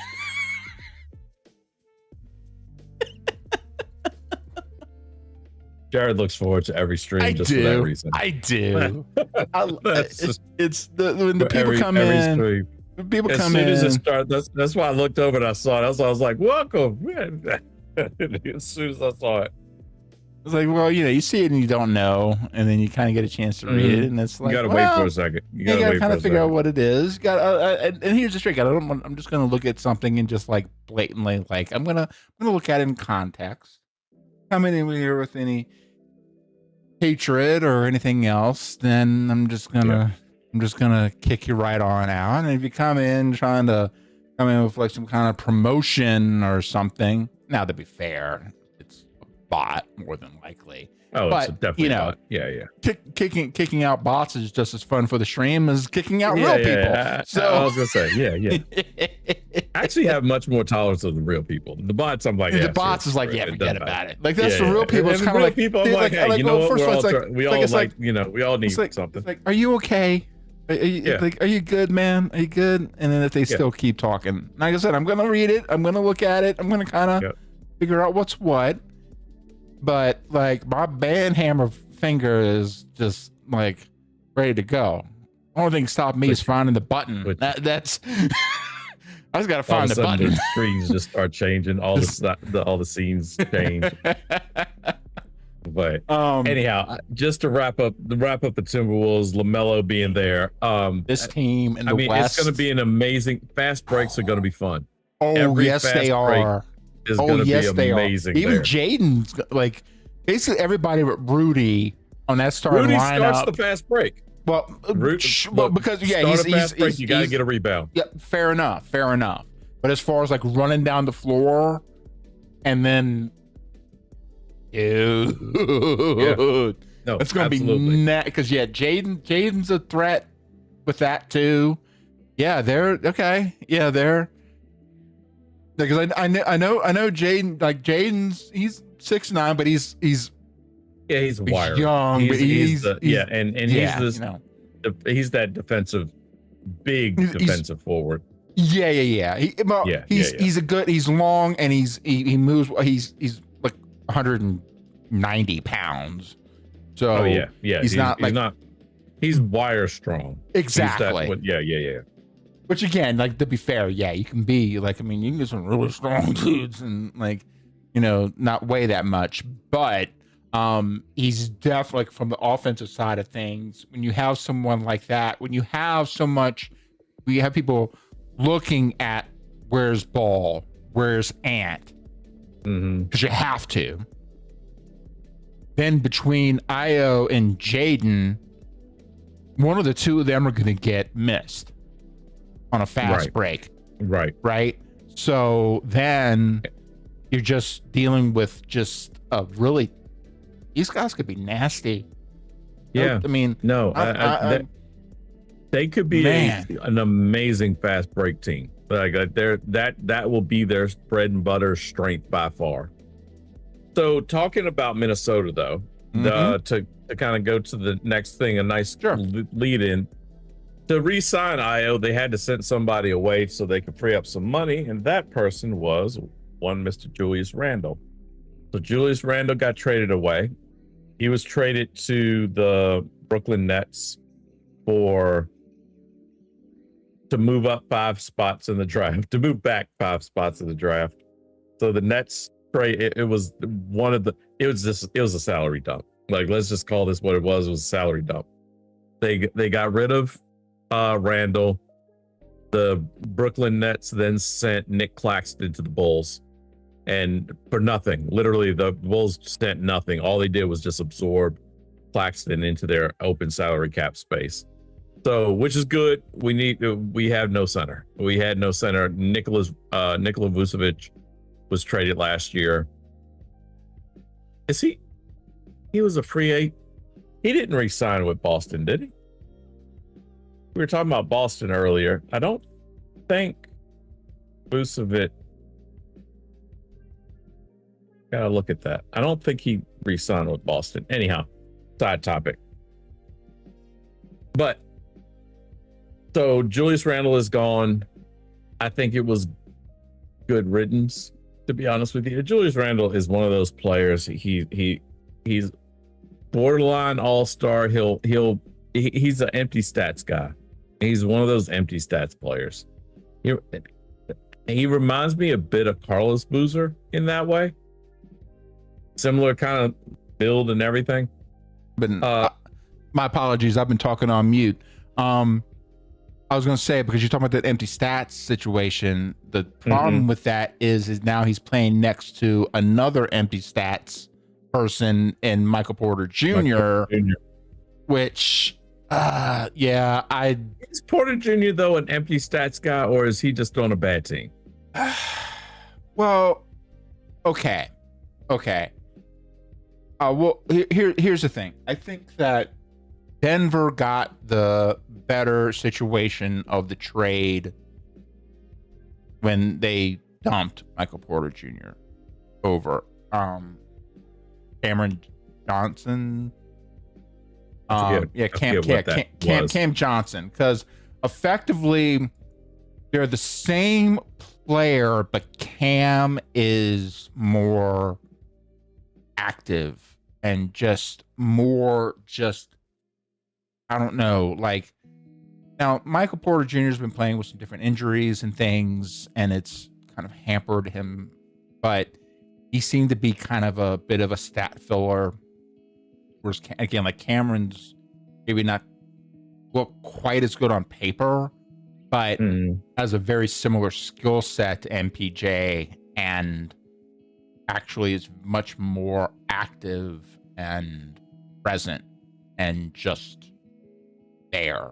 Whereas like Michael Porter Jr. has like a ton of potential. He can get you points, but like he's not. He'll get kind of, some rebounds here and there, but he's not like, I don't know. No dog in this kid at all. Yeah. I know what you're saying. And like looking at him, there's like everyone like, oh, he's great. But this guy just, I don't know. Like, it just seems like it doesn't translate into anything. Yeah. And it's just, he needs, like, it's almost like and I don't think Randall's going to be the guy, but I think he's someone who needs a star to tap him, and it's like, dude, you're my, like, dude, it's you and me. It's you and me, and I need you to work with me here. You see what I mean? Mm-hmm. And Jokic had who's in names? Harris. Jokic had Harris, and then they also had Gordon, and then MPJ was kind of also floating in there. the mix. Yeah, just also there, you know. Yeah. And I think he'd be somebody that'd be really good to have, like, because like his stat line looks fucking awesome. But, oh, sure. But it doesn't translate into anything. It doesn't. it doesn't make him, because that's at 25-26 with the Nets. And what did the Nets do? Yeah. Like, they just no. And the Nets weren't trying to win this year. The Nets were trying to get the number 1 pick this year. That's what it was. Now it's interesting to see. This is one thing I'm looking forward to, and especially as a fan of a team that has been bad for a long time, and we're on the up but I'm looking forward to seeing what the anti-tanking rules, how it really affects. I think we've already seen it, like team where you don't want to be in the bottom 3 anymore, because you should try. That's the way the league should have always been. You should always have had that. I agree. So I am actually really looking forward to that. I say that to say the Nets are still going to be bad. They are going to, I think they're going to struggle to get out of that bottom 3. Not by they're actually I just don't see. Yeah. You never know. Someone might really kind of have to step up, but I think that it's going to be tough. It's going to be very tough for them. And I wonder about how they're going to figure out so you have the bottom 3. And again, I think it really does help to try and minimize just the pure, just kind of tanking situation, right? Now, people are still going to figure out how to rig it, like how to get themselves. But you're still going to have that, like, ultimately that bottom 3, just because they're just that bad. Well, sure. Then, someone has to finish at the bottom. But what I'm saying is, like, what do you do with those bottom 3 teams in terms of some kind of like? They changed the rules.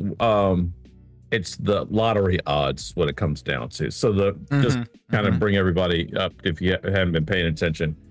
The bottom 3 teams have less of, it's not that they have no chance, but they have less of a chance to get the number 1 pick. So basically, there's kind of 2 big things. If you're in the bottom 3, I'm going to kind of cut it down to make it sound easier.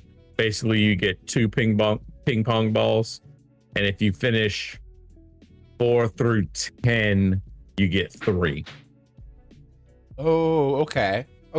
So that's the kind of short version of what it is, and that's basically what it comes down to. Your lottery odds of getting the number 1 pick are cut down. Sure.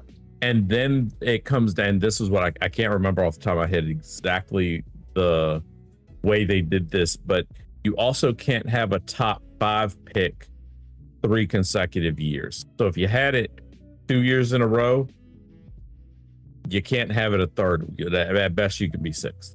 If you get one of the top 5, that now how they go about that is still up for debate. They How still they'll got to work actually that do it. out. Yeah. But basically, if you get a top 5 pick for a 3rd straight year, you're dumped out, and it starts now, so it's retro. So if it was, yeah. So it's not one of those like 3 years from now. No. So the Utah Jazz are the example. Utah has had a top 5 pick for two straight years. Next year's pick, which they traded, it kind of sucks for the Grizzlies. Not kind of, it does suck for the Grizzlies. Next year's pick, which when the Grizzlies made the trade, they were making the trade under a different assumption. But next year's pick, if it falls in the top 5, is bumped to 6th.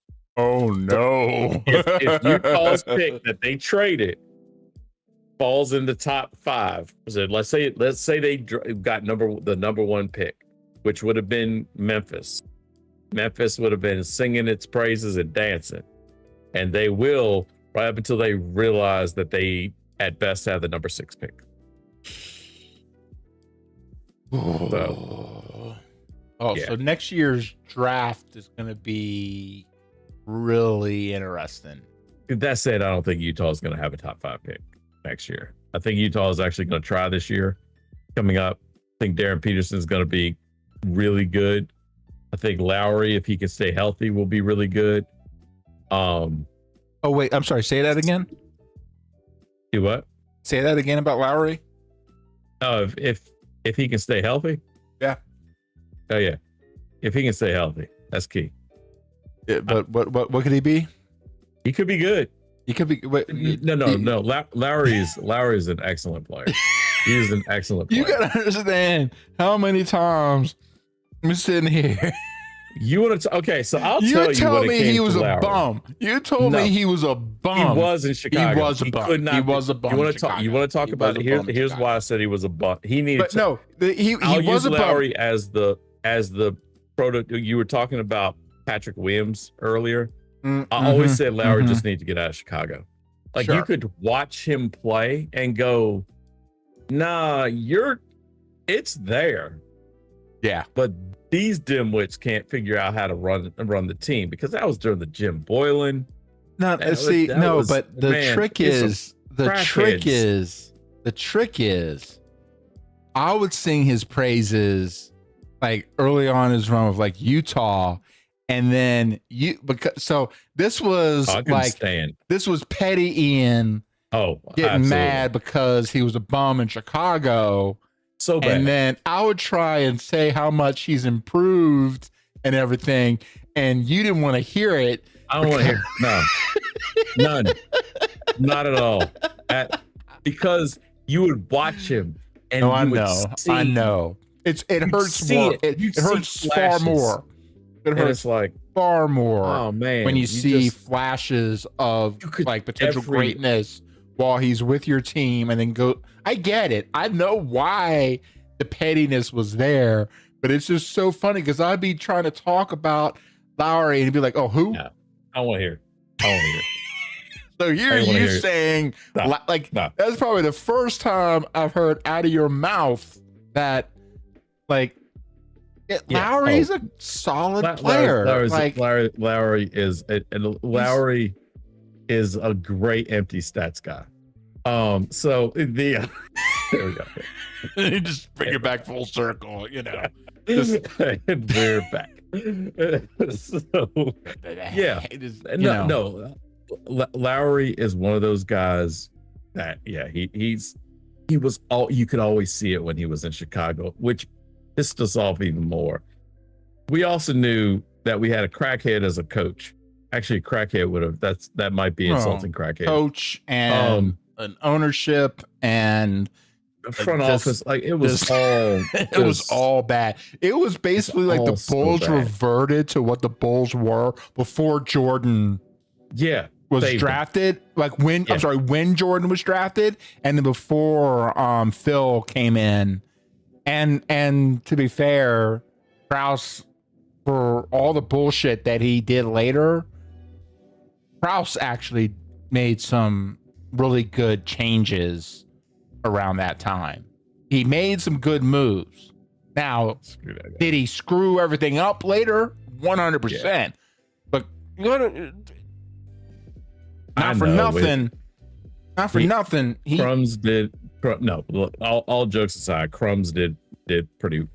He put the Bulls together. It was an initial push. Break them up? Yes, he also broke them up. Well, his ego. He needed to he needed to leave his ego at the door. There's a lot of egos in there. Because I can't even knock him too much. But again, it's like you got to know where your role is.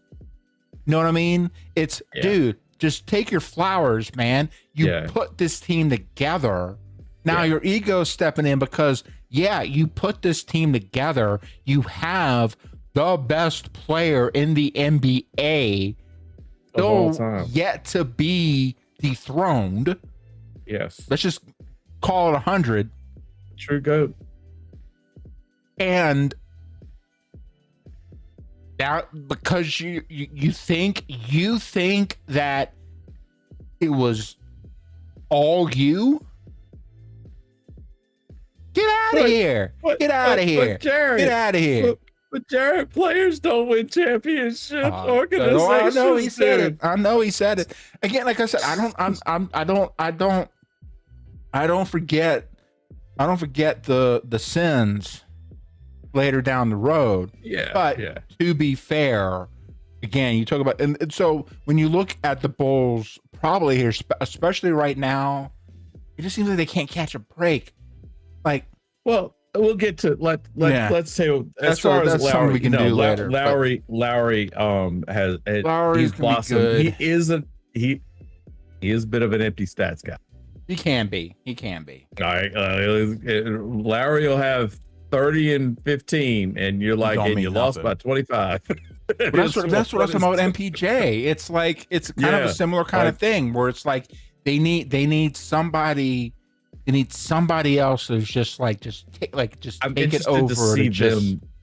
I'm interested to see how they do this upcoming year when they're trying to win. All right. Okay. So I think we've talked about. We have one more. I know we forgot one. Okay. We forgot the Minneapolis Lakers. Well, that's what I was leading to. Okay. That's what I was leading to here because so like the Lakers kind of interesting because when you look at it from a trade perspective, their moves have actually been rather light because like their big move, it was a sign and trade with Walker Kessler. But then later down, I mean, obviously, okay. So let's talk about the Lakers first. We'll talk about some of the the actual trade side of it, but let's talk about the Lakers for a second. Let's look at this team here right now because this is okay. See, so now I don't know about LaRavia at the 4, but like right now, and for everyone looking at this situation, you don't need to change the color on your television set. I am a white guy. This potentially could be the whitest team the NBA has ever seen, whiter than the Celtics, because they still had Parrish and some other guards. I was thinking you were going to go back and be like whiter than the Celtics from like the 60s, 50s, and 60s. Every goddamn team was that. Like they're all like. That's why I call them the Minneapolis Lakers. Will came in. I keep saying the Minneapolis Lakers. I know. That's the last time they. I like the credit scorers too. That's probably one of my favorites. I like that one. Ladies and gentlemen, let's put color aside here. Let's talk about basketball.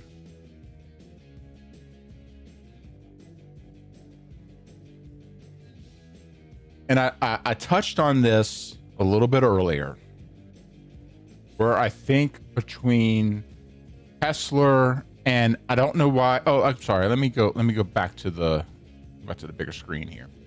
Yeah. So again, and this is just the depth chart, just ESPN with their inside track, just trying to figure out what they're dealing with here.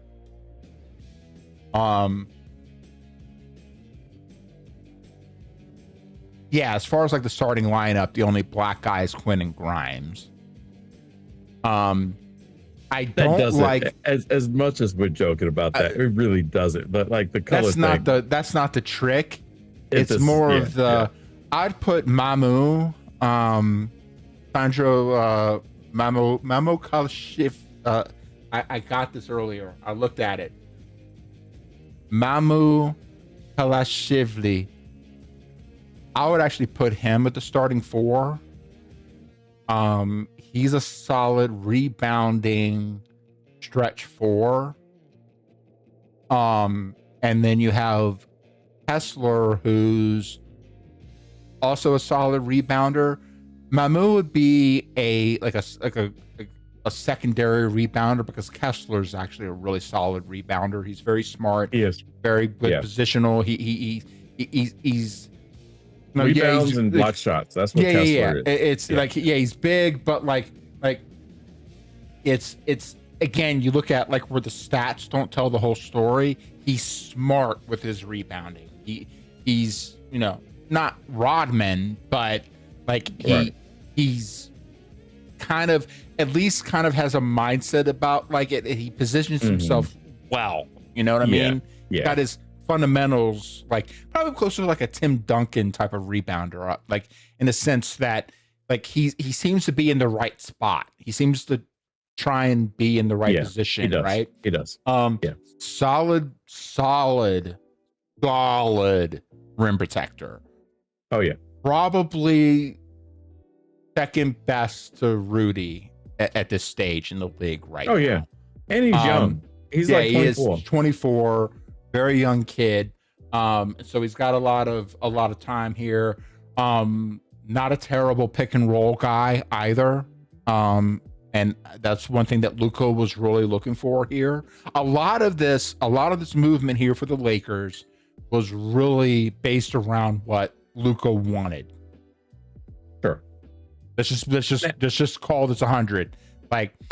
Absolutely. Luka was the face that ran the place when he showed up. Again, a bag of balls last. Well, and that's why LeBron has to leave. Like that's why LeBron. LeBron can't handle that. We'll talk about that here in a bit. Yeah. But oh man. And so here's the thing. So, and to be honest with you, it wasn't until just a little while ago that I realized that it's not Walter Kessler. I've thought it was Walker, but you might as well just call him Walter because he's another guy that looks a lot like Walter too. I think maybe my brain was just calling him that. I was calling him Walter Kessler. He could be that other guy's twin. I can't remember his name, but he could be the guy's twin. He's but Kessler's an excellent defender. Like he is also outstanding. He's coming off a knee injury though, so you never know how those knee injuries with a big guy. He did not play a lot of games for Utah last year. No, he got hurt early. He got hurt and blew out his knee. Yeah. So, but they traded. Go ahead. The one thing I was going to say was the upside on him was the very small sample size that we got out of him. He was actually working on his pick and pop game. He was actually working on, and again, like we talked about later. I'm sorry, we talked about earlier. It's not like he has to go out to the 3-point line. He's working it to where he can. It's basically depending on where the pick happens. Sure. And so he's another guy that shouldn't be shooting outside of 15 feet. Maybe not necessarily, but he was showing at least some glimpses where he could be a potential threat if coached well, if trained right. Now again, but we've got to figure this out. Well, the good, like, and especially with Luka, because Luka did this in Dallas.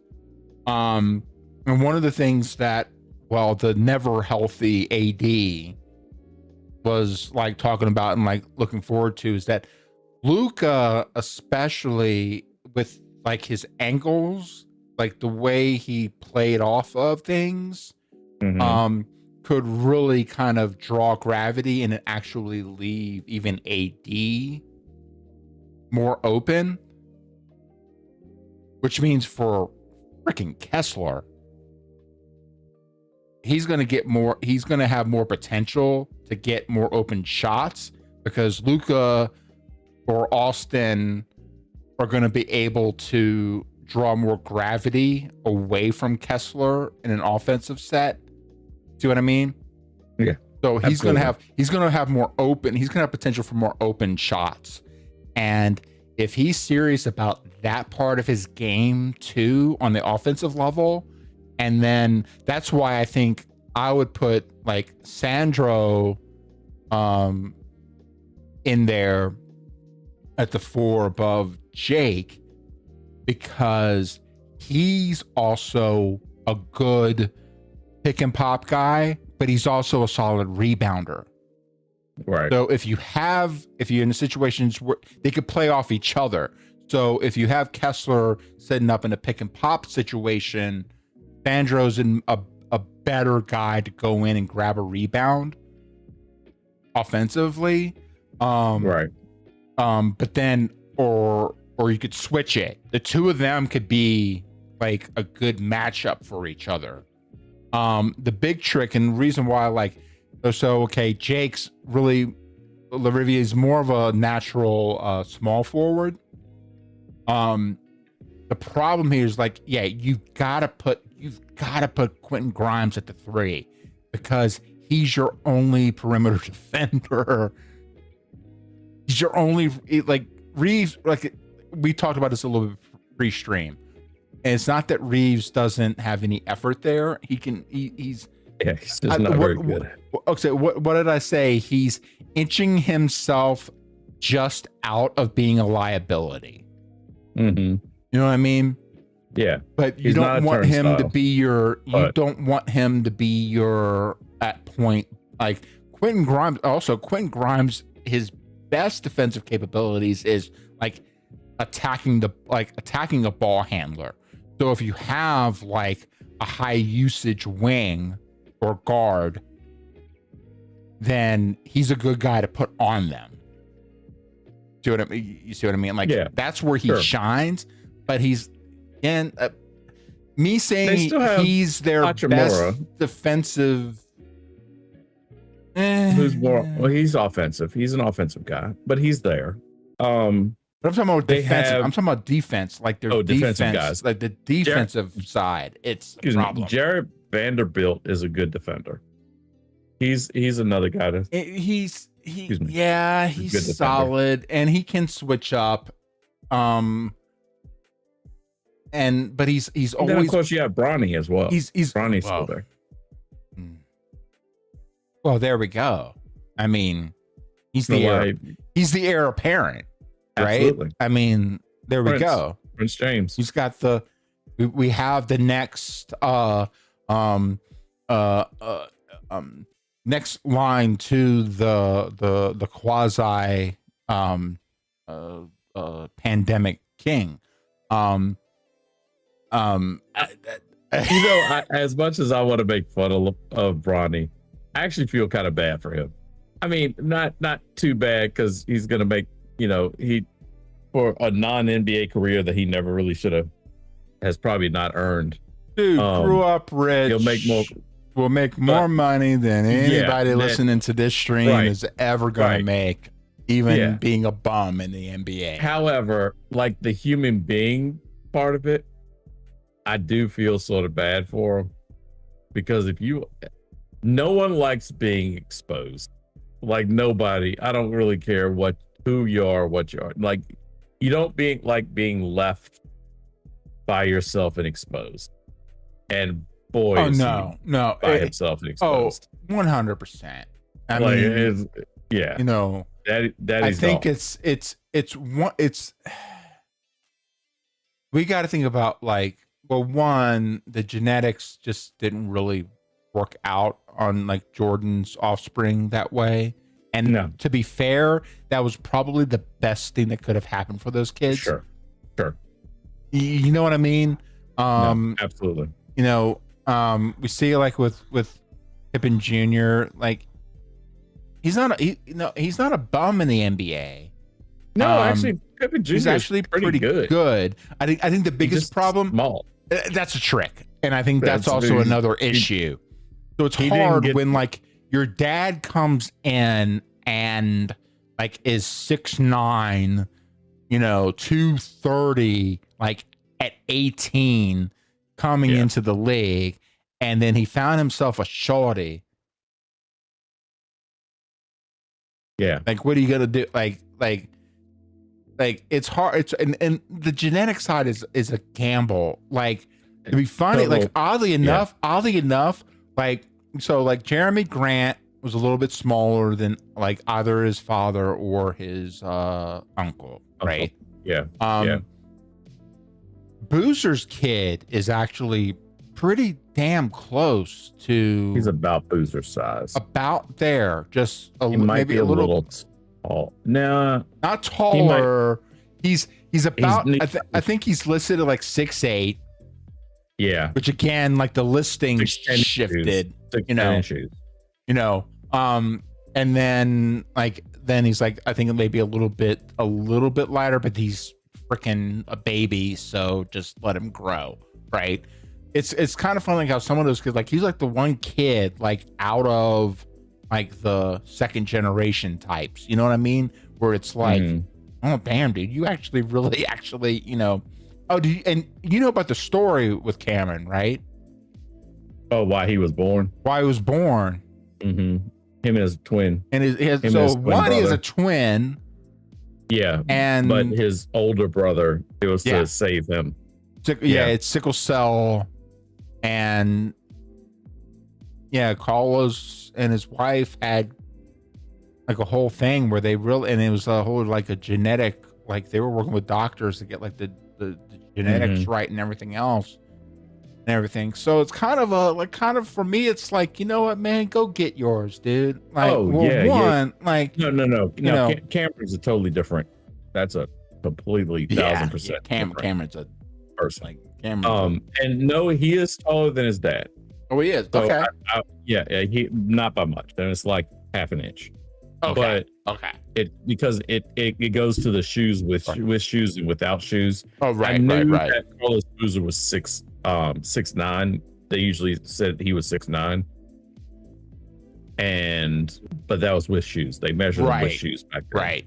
So he's like a half inch, give or take, taller than his dad. But you can see they're usually they're about neck and neck. Okay. But yeah, so I mean, you get those. You anyway. I'm sorry. We got. I don't even know where we're. I was gonna say we are way off topic right now, but that happens. That happens. Yeah. No, that's all. It's all good. If it actually, you know, we've been pretty well on track. We have. It's been very, very confusing. So let me say this about the whole Walt. The problem with the trade, it's hard to make a bad trade and a bad signing all in one loop, and I feel like that's what the Lakers did. They signed Young. Yeah, I mean he's young, so you know you heal quicker when you're younger. Young's normal center, like he's a very traditional center. Like he's not out shooting threes. Nope. So yeah, they signed him to a 4-year, $130 million contract. Yeah. With a 4th-year player option, 15% trade kicker. So they can't even get out of it. And this is the part that got me. They traded 2 unprotected picks, 2031 and 2033, along with pick swaps for 2028 and 2030. That's crazy. And so let me make this clear. I've been pushing his praises here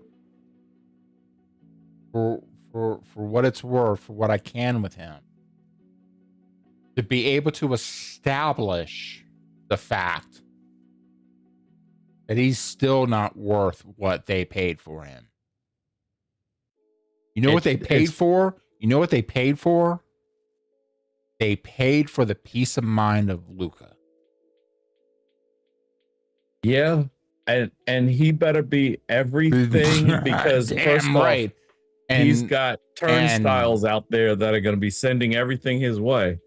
So, and again, that's why I'm like, you need to start Grimes and Mamu in there with them, because Grimes is going to be like your only chance at any kind of perimeter defense, and Mamu's a solid body in there to go in with Kessler.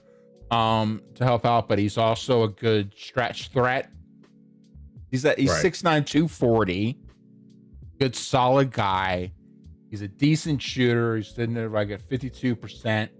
He's sitting there coming in at like, 40. He's had runs where he's had like almost 50% from the 3-point line. Not on a lot of volume, but you don't need him to be. If he can be consistent on the few times where you need him to be that 3-point shooter, but then again, stretch out to the long mid, he can do that offensively. Defensively, he's another body to help Kessler out. If he needs, and we talked about it before, if you need Kessler to do the pick and pop, he can do that. But all of this was ultimately to make Luka happy. Right. He wanted to keep Austin, and he wanted a solid center that he could work with. That was whatever reason, Luka wanted a center. Right. Now, maybe screw it. Let's get tinfoil hat. Ian's smiling because he knows I don't do this for No, it's not. Maybe let's say Luka is a secret member of a certain organization that runs 3 letters.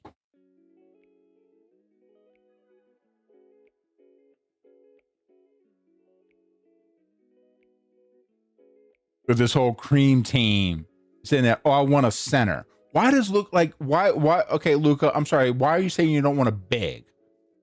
Why do you want a center? He specifically said a center. And then looking at the market and everything, and I'm sorry, again, like I said, this is coming from a white guy. You want to look at a name on a roster? Walker Kessler. Just like, I could say this. So like this is one like situation where it's like something I could say that Ian can't say. Usually it's the other way around. The other way around. This is a situation where I could say and Ian can't. Oh, absolutely. But I'm like what? Like it ain't even his fault necessarily. Like, you see what I'm saying? But like Walker Kessler, dude, that looks like a name in a lineup after a lynching in Minecraft.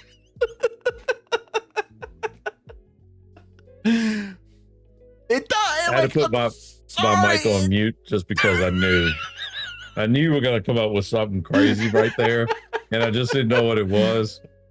And so I was like, whatever he says, I just have to be on mute so I don't just start laughing into it. I'm saying what a lot of people are thinking. I mean, this is crazy. And now listen, first of all, Luka ain't even from this country. Yeah. I don't necessarily help things, but he's not even from this country. No. And this so is not a thing. That's not what it is. This whole like cream team thing is a big like joke. It's funny. It's funny. Anybody that's actually thinking it. Also, from a basketball standpoint, if you don't start Quentin Grimes in there to help defend your perimeter, dude, you are. I'm pretty sure they're gonna start that dude from Tennessee. Dalton Connect. I think that's who they were starting. That was the last I heard. Yeah.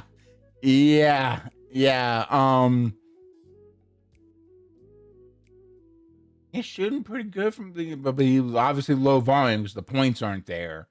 I mean, he's at least a good 3-point shooter. The problem is like I would say between Quentin and, like I said, like Jared Vanderbilt, like really, as far as kind of really try and like mix in some defenders in there.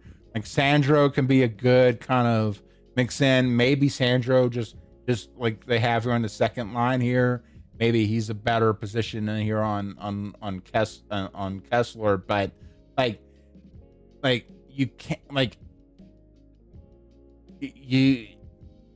they as good of offense as they've added here, the math doesn't math to sacrifice the defense.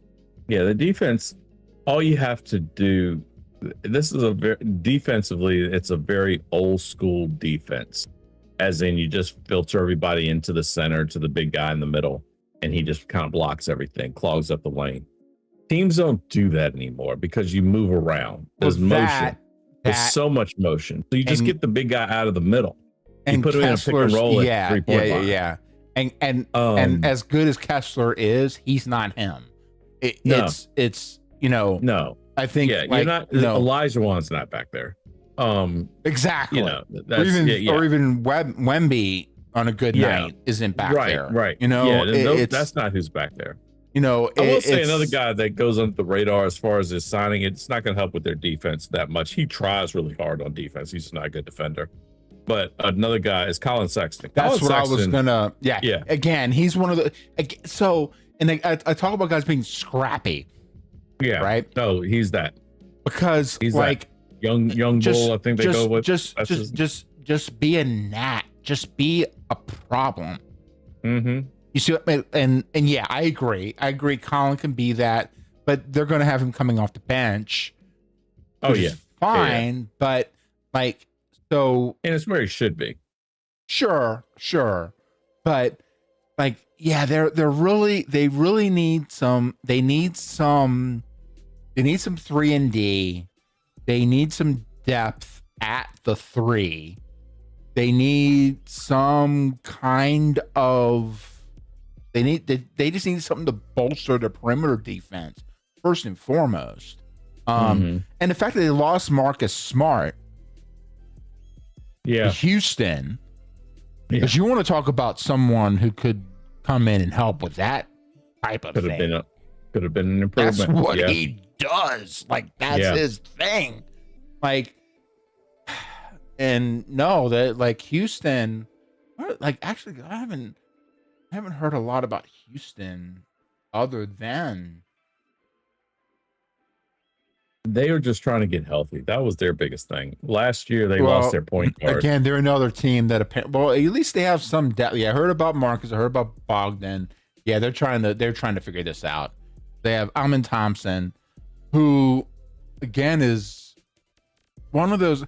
He's someone who needs a star. He's someone who needs somebody to just take over the team because he's a fill-in. He'll do a lot of all everything. the other.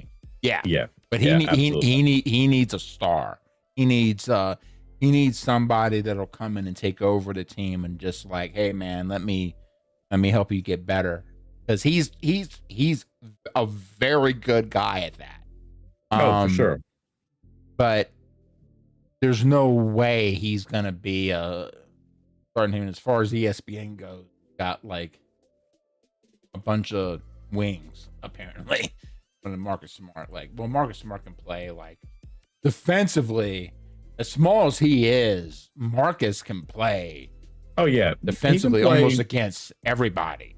Almost especially small forward, centers. Yeah, depending on I was gonna say, you wouldn't put him against Wemby, but no. But even slower centers, he is strong. Pound for pound, he's probably the strongest guy in the league. He's ridiculous. You can't move him. So, yeah. So, okay. It's time to speak about the gorilla in the room. I don't mean that but the saying, the gorilla, the elephant, the gorilla. I don't know, man. Where are you going with this? I was already talking about a bunch of the. No, just stop wherever it is. I was already making fun of Keep it moving. No. No. But what do they call it? It's they say it's the 400-pound gorilla in the room, or the elephant in the room, or whatever. Yeah. because of a certain but the reason why I was slipping on because of a certain biological imperative that I've been holding on to for a lot longer than I should. Understood. We're going to take a quick little break, and then we're going to talk about where a certain Mr. LeBron James might end up. Because good God, Jameson can't talk about the NBA without talking about the wannabe king. And he will make sure of it every time. And he's gonna drag this out so freaking long. I got my first question when we come off break. I got my first question loaded, ready to go for you. Look forward to that. Being a pro. I've got it all set up. But this is gonna work, and we will be right back.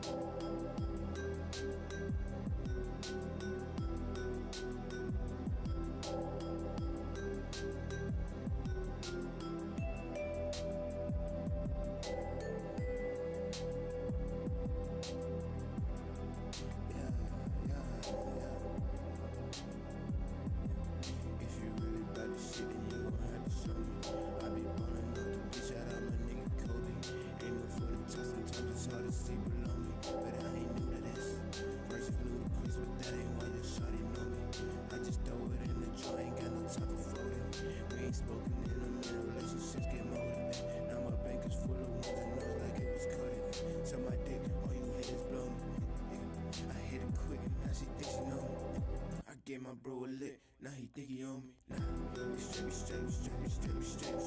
Everybody eat when we laugh into the pain. Everybody cheat, that's an aspect of this game. There ain't nobody me, nigga, we are not the same. If you really about this shit, then you gon' have to show me. I be boning off the beach, shout out my nigga Kobe. Aiming for the top, sometimes it's hard to see below me. I ain't new to this, versus ludicrous, but that ain't why your shawty know me. I be putting hella work and ain't no one can touch me. Eat a Snickers bills cause you're not you when you're hungry. Jump around, they just trying to keep a nigga jumping. Leave a nigga crumbling. We gon' run it up, that's what's up. Fuck this rap shit, can't do too much. Can't do too much, can't do too much. Can't do too much, can't do too much. Fuck this rap shit, can't do too much. Can't do too much, fuck this rap shit, too much. Can't do too much, can't do too much. Can't do too much, can't do too much. Can't do too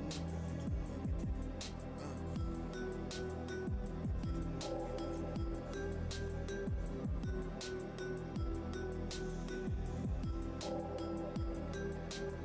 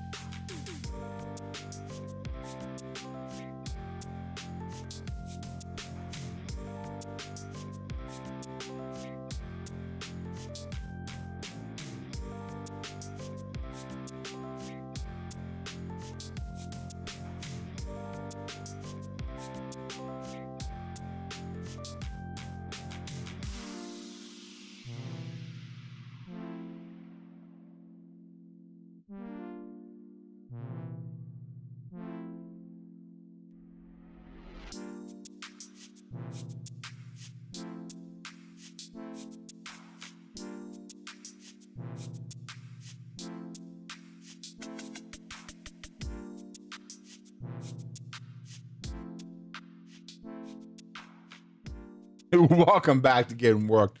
Apologize for the long pause there. Ian and I were trying to figure out some technical stuff on the back end. But even though it hasn't been quite decided yet, we still got to talk about a certain individual who thinks a lot of themselves, I would say. He does. And you know what? Let me help. Let me jump in right here. Yep. I am normally the one to make fun of this guy as often as possible. He deserves every minute. But he's also earned what he gets to do this summer. Summer. Yeah. He's earned the. Now, has he done it a bunch? Yes. Does he love the spotlight? Yes. This is also probably his last spotlight. So if there was ever a time to drag it out, to make all eyes on me, one last time. So I told you right after we went to break that I had a question. You did. Do you think there will be an announcement? Of what announcement? I'm taking my talents to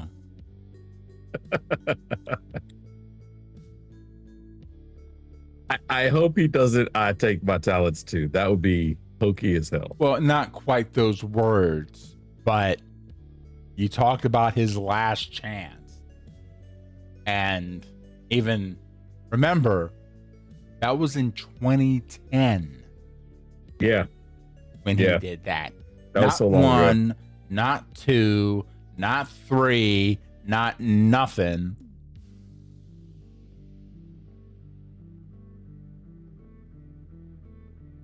Yep. So one Mr. LBJ, LeBronius Thaddeus Jameson. That's awesome. It's so funny because we're just talking about like D&D and some other stuff. Like that's such a great, like that would be an awesome like NPC name. That would be like a side character that thinks way too much of themselves and like how they pronounce themselves, and it's not even their real name, but it's really how they. name. Okay. All right.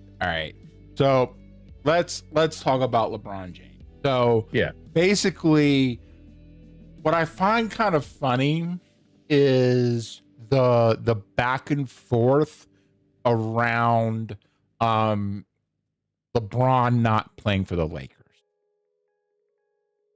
You have the social media announcement from LeBron basically saying that the Lakers can move on without him. But then you have the Lakers camp, as they will, if you will, talking about how like effectively it was just really trying to make, open up base and, salary cap and all this stuff, blah, blah, blah, blah, blah. So the two of them have their own, stories going on. Sure. So It's called saving face. The truth is somewhere in the middle, and then it's kind of trying to figure out where it is from there, right? One interesting thing is that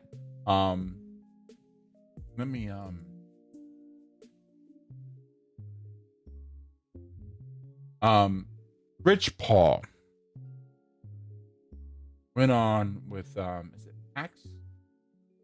Max Kellerman. Yeah. So Rich Paul is the agent of LeBron James. In case Rich anybody doesn't know Paul is LeBron James' agent, and he that. Long time agent. Oh, very long time. Yeah. And agents for a lot of other people too, but his obviously his bread and butter is LeBron James. He had a conversation with Max Kellerman where basically, and I'll show it up over here, small side, and we'll expand from here. But basically, the idea is this is a screenshot from that interview. I blew it up so that I can get as much of the whiteboard as I could. This is a conversation that he had with Max around LeBron's future in the NBA, what he's thinking about, what he's considering, who he is looking to potentially play for. Okay, so let's blow this up a little bit more. We have LeBron here in the middle, right?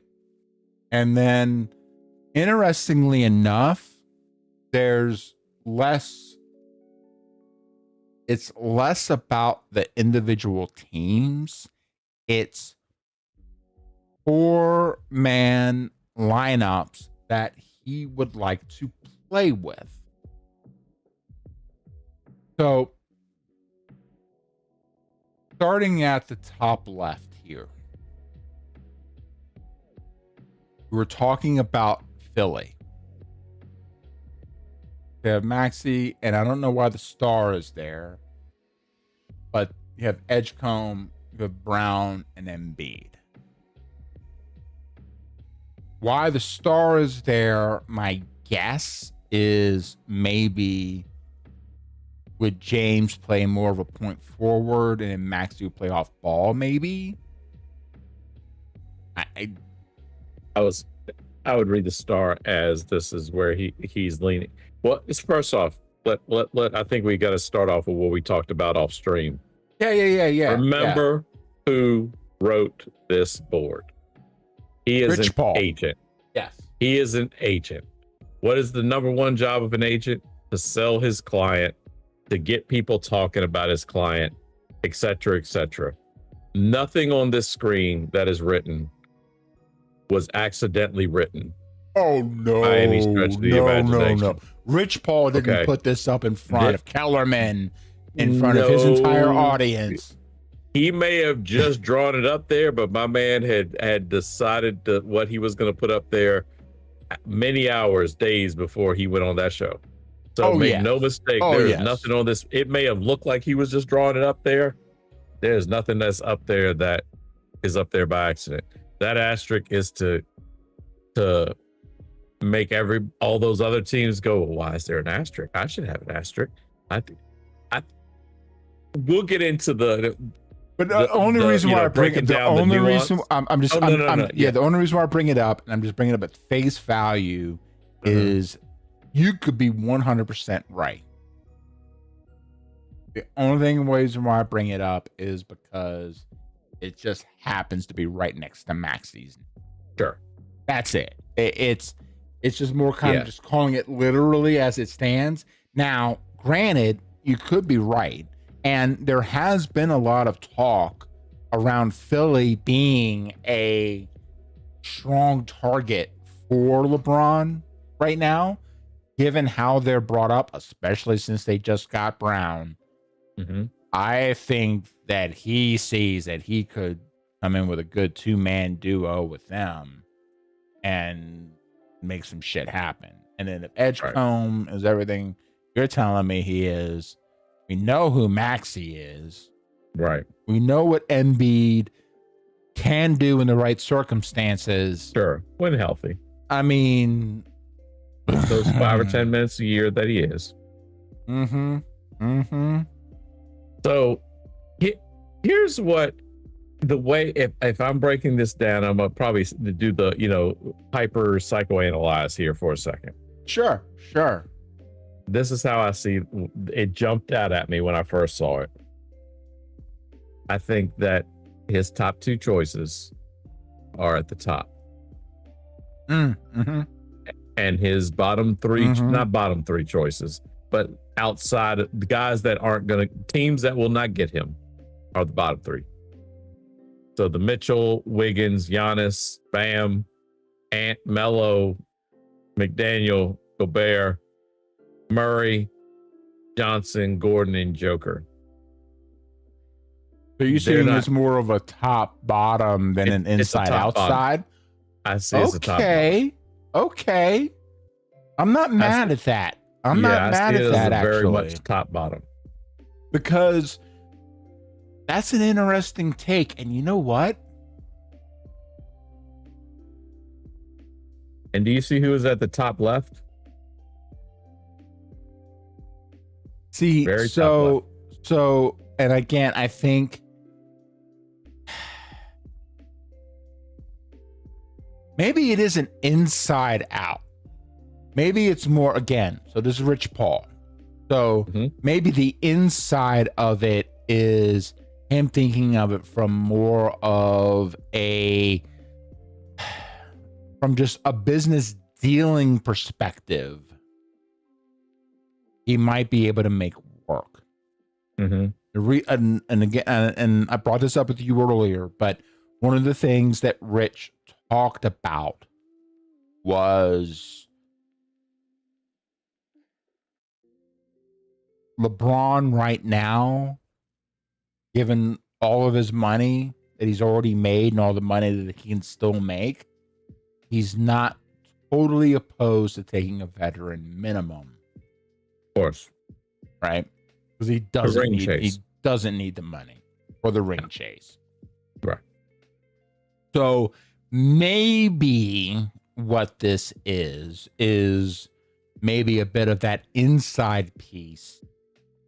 It might be more of a quadrant kind of a situation. You know what I'm saying? It might be more of that inside piece where he feels like if he can get in with these teams, he can win a championship. But then, like you said, it's more of the from again, this is Rich Paul's view, not necessarily an entirely LeBron's view. Obviously, that textures what Rich Paul's thinking about, but it could be something where he's thinking about because so obviously if they were really trying to talk about putting in, and the reason why I bring that up is because they listed individual players here on the inside. It's lineups that LeBron could play with here. Sure. Now, you might be right where the top two are maybe the top two choices, and then the other three are the bottom three. Because you still have Steph and Draymond up at the very top left, outside of the matchups. And the big thing is there's been some talk around, and I don't know why. I still can't figure it out. But for whatever reason, LeBron wants to play with AD. Oh, that the reason is simple. AD and him share the agent. Sure. They want AD to get his extension, his contract extension. That's what that is. So the reason that AD doesn't want to play in Washington, now he'll say it's because he wants to be a winning program, et cetera, et cetera. The reason he doesn't want to play there is because they said they weren't going to extend him. So James let me. Bowie 1372 said, Maine, we're talking about a 42-year-old overrated player as if he was 25. I'm sick of Braun. 1372. I'm sorry, it's going to come back. I clicked on it too many times. I'm sorry. It's just going to keep doing it. It's all right. I'm sick of Braun. New feature, but James you know Bowie what? 1372 The other thing is, I get different voices. I have different voices. Different voices. That's awesome. I have various different voices. So then, even if I have the ideas, if I click on different ones, from different ways. Yeah. So, yeah, you're not wrong. You're not. You were not wrong. Understand that we're not talking about it from the perspective of that we agree with either the league or ESPN or Fox Sports or everybody else that for glazing, all the it's glazing, as the it's kids would say. it's almost 1 a.m. on Mountain Time. Let me lay it out for you. Ian knows I'm tired of everybody licking LeBron's taint Yeah. as well. You're not. That's and you called it in one, dude. You nailed it in one, 100%. But the glazing is amazing. It's here's the trick. I'm looking from it more from the perspective of he is going to land somewhere. He is going to be a body on a starting lineup somewhere. So then what does that mean for the league? What does that mean for the matchups? What does that mean for how like the hype is one thing, but LeBron, I'll give him and look, Ian just gave the closest thing to giving LeBron flowers as he's ever gonna give. And I see that as a very fair take. But he is going to end up somewhere. Yeah. At least for one more year. If not two. If not three. I'm not one, not two, not not three. Okay. The trick is my concern is okay, where's he going to go? But then where is he likely to go? What can Rich Paul actually make happen? And then two, is he actually going to be a benefit or a detriment to that team? Because a lot of that's just going to depend on just lineup and just roster and just like synergy. You know what I mean? Because it's not that LeBron can't do anything. No. But he definitely can't do everything now. Well, he's not that guy anymore. Not even close. It's which is one of the things I want to eventually get to as well. We maybe not jump to it quite yet, but if he just is a ring chaser, does the ring count the same? Let's say he goes and glams on to the Spurs. Since the Spurs are written there, I'm gonna start knocking teams off of this list is what it kind of comes down to. We're gonna get you, James. I see your comment. I agree, but we're gonna keep the flow. Ian, you keep going, man. You're on it. So we'll start with the Spurs. If he goes and glams on to Wemby and tries to win a championship with the Spurs, whose championship is that? The knock on Kobe has always been, well, Kobe has 5, but those first 2 or 3, Kobe was number 2. He wasn't the one. It was Shaq's team. That was always the knock on Kobe. All the LeBron fans would say that. They trumpet that as much as, well, the number doesn't count because Kobe, he was with Shaq and Shaq was the better player. Shaq was 1 to Kobe's 2.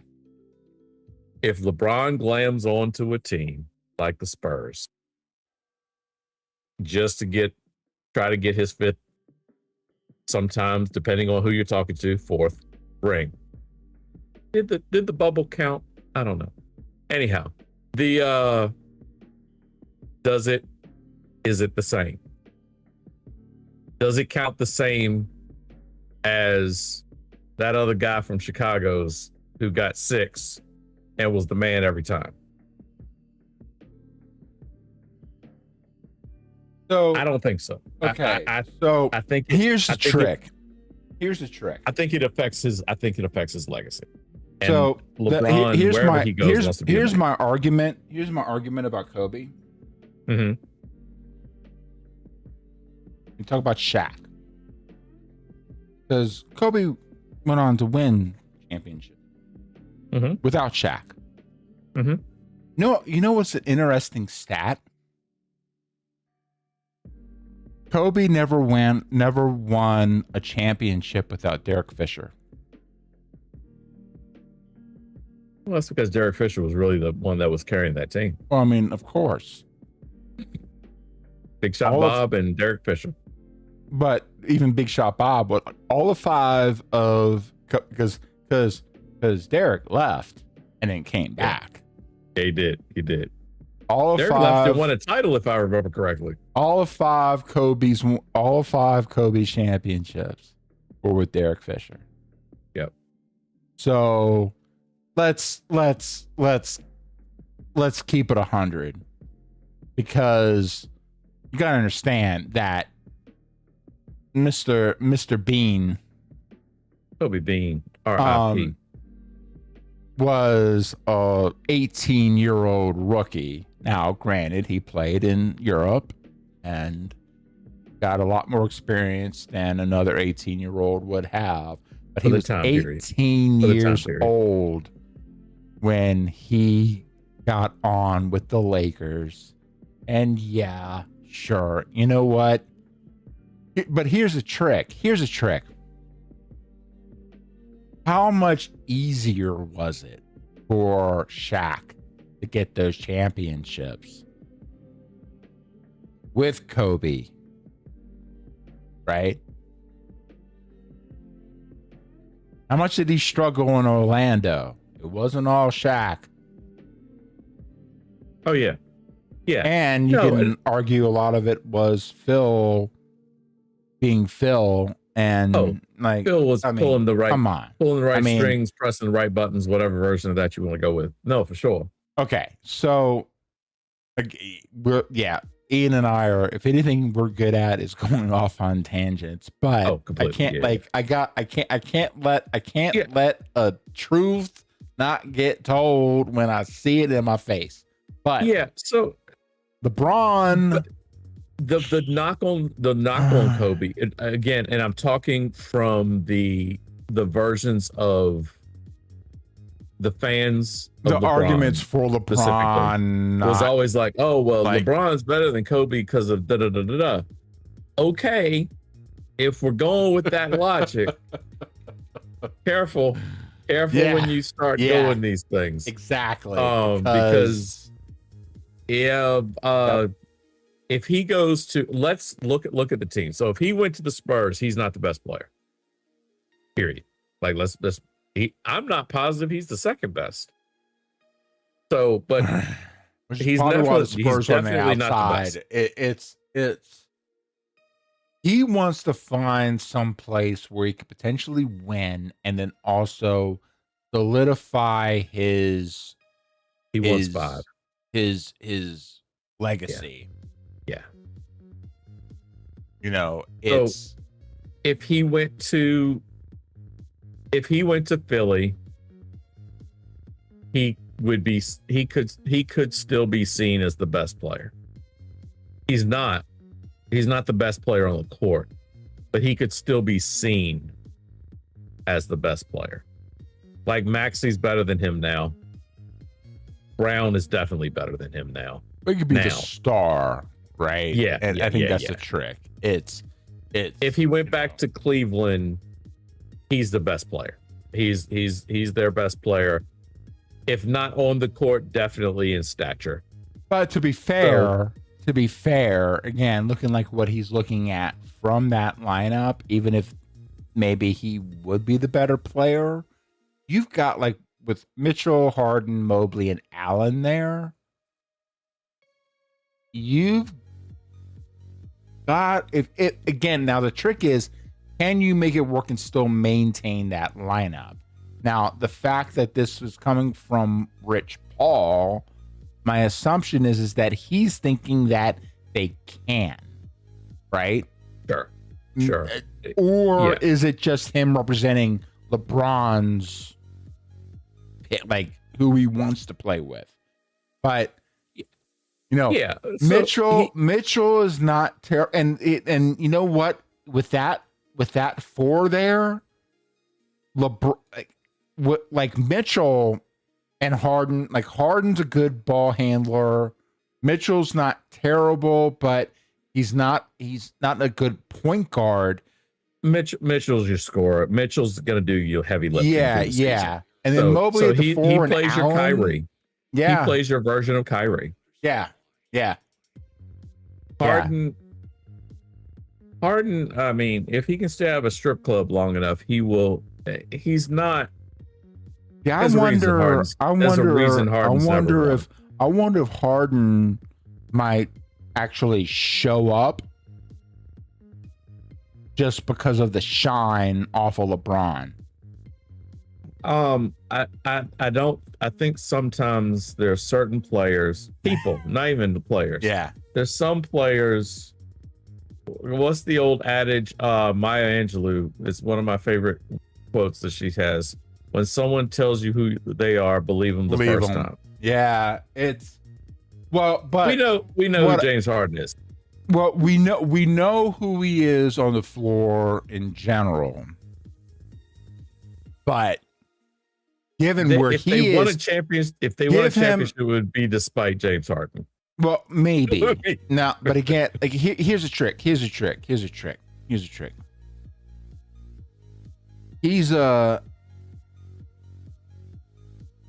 a petty bitch.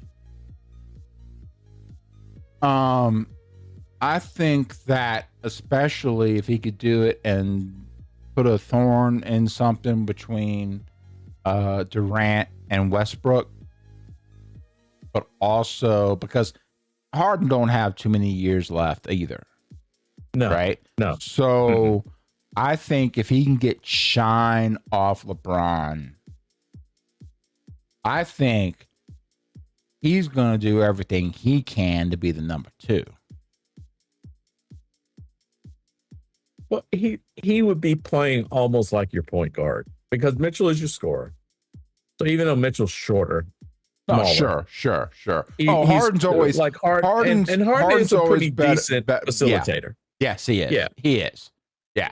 Mobley, between him and James, and actually between him and James, that could be a pretty interesting dynamic because they can, like between the two of them, be main facilitator, secondary facilitator, depending on the play and depending on what's going on. Neither of them are young. Neither of them. I mean, LeBron, like James was saying, LeBron is 95 years old with a walker. So, sorry, I'm putting words in James' mouth. He didn't say it. That's what I said. I said that. What was he saying? I thought he didn't like Cleveland. I'll pull it up. Let me do it right this time. I messed you up the first time. James Bowie 1372 said, I thought he said he didn't like Cleveland, remember? So why the fans would accept him thinking face? He's not wrong.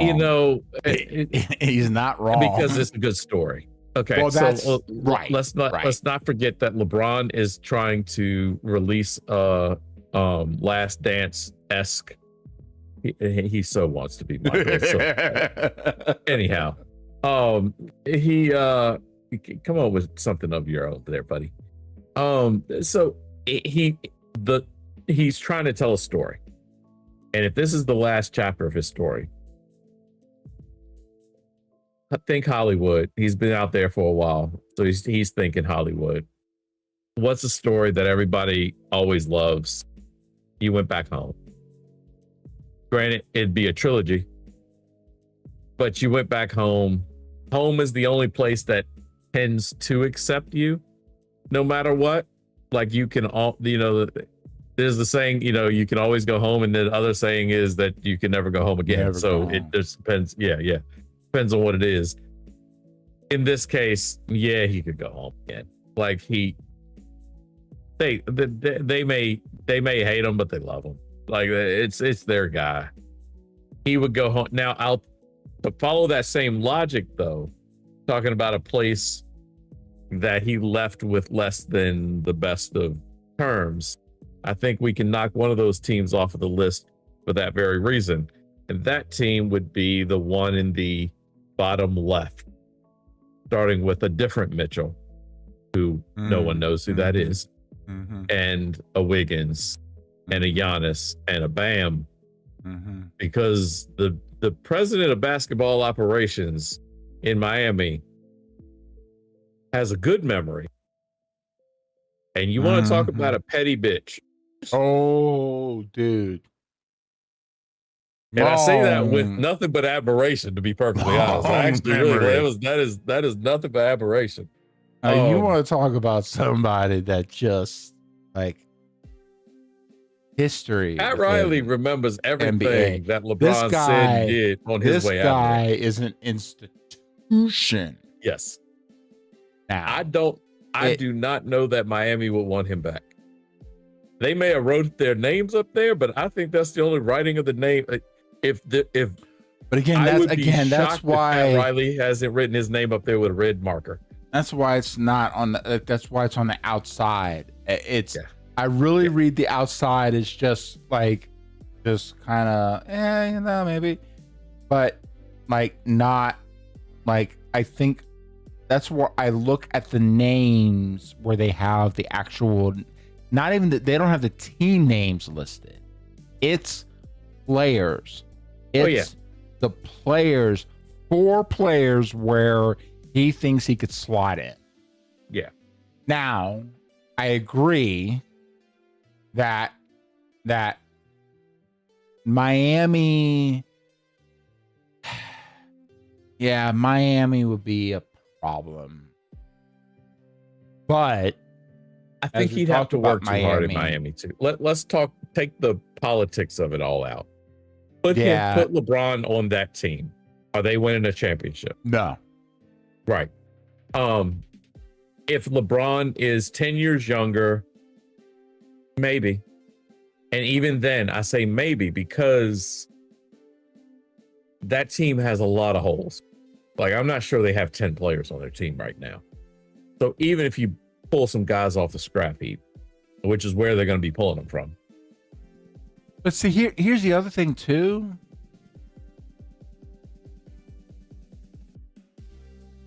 I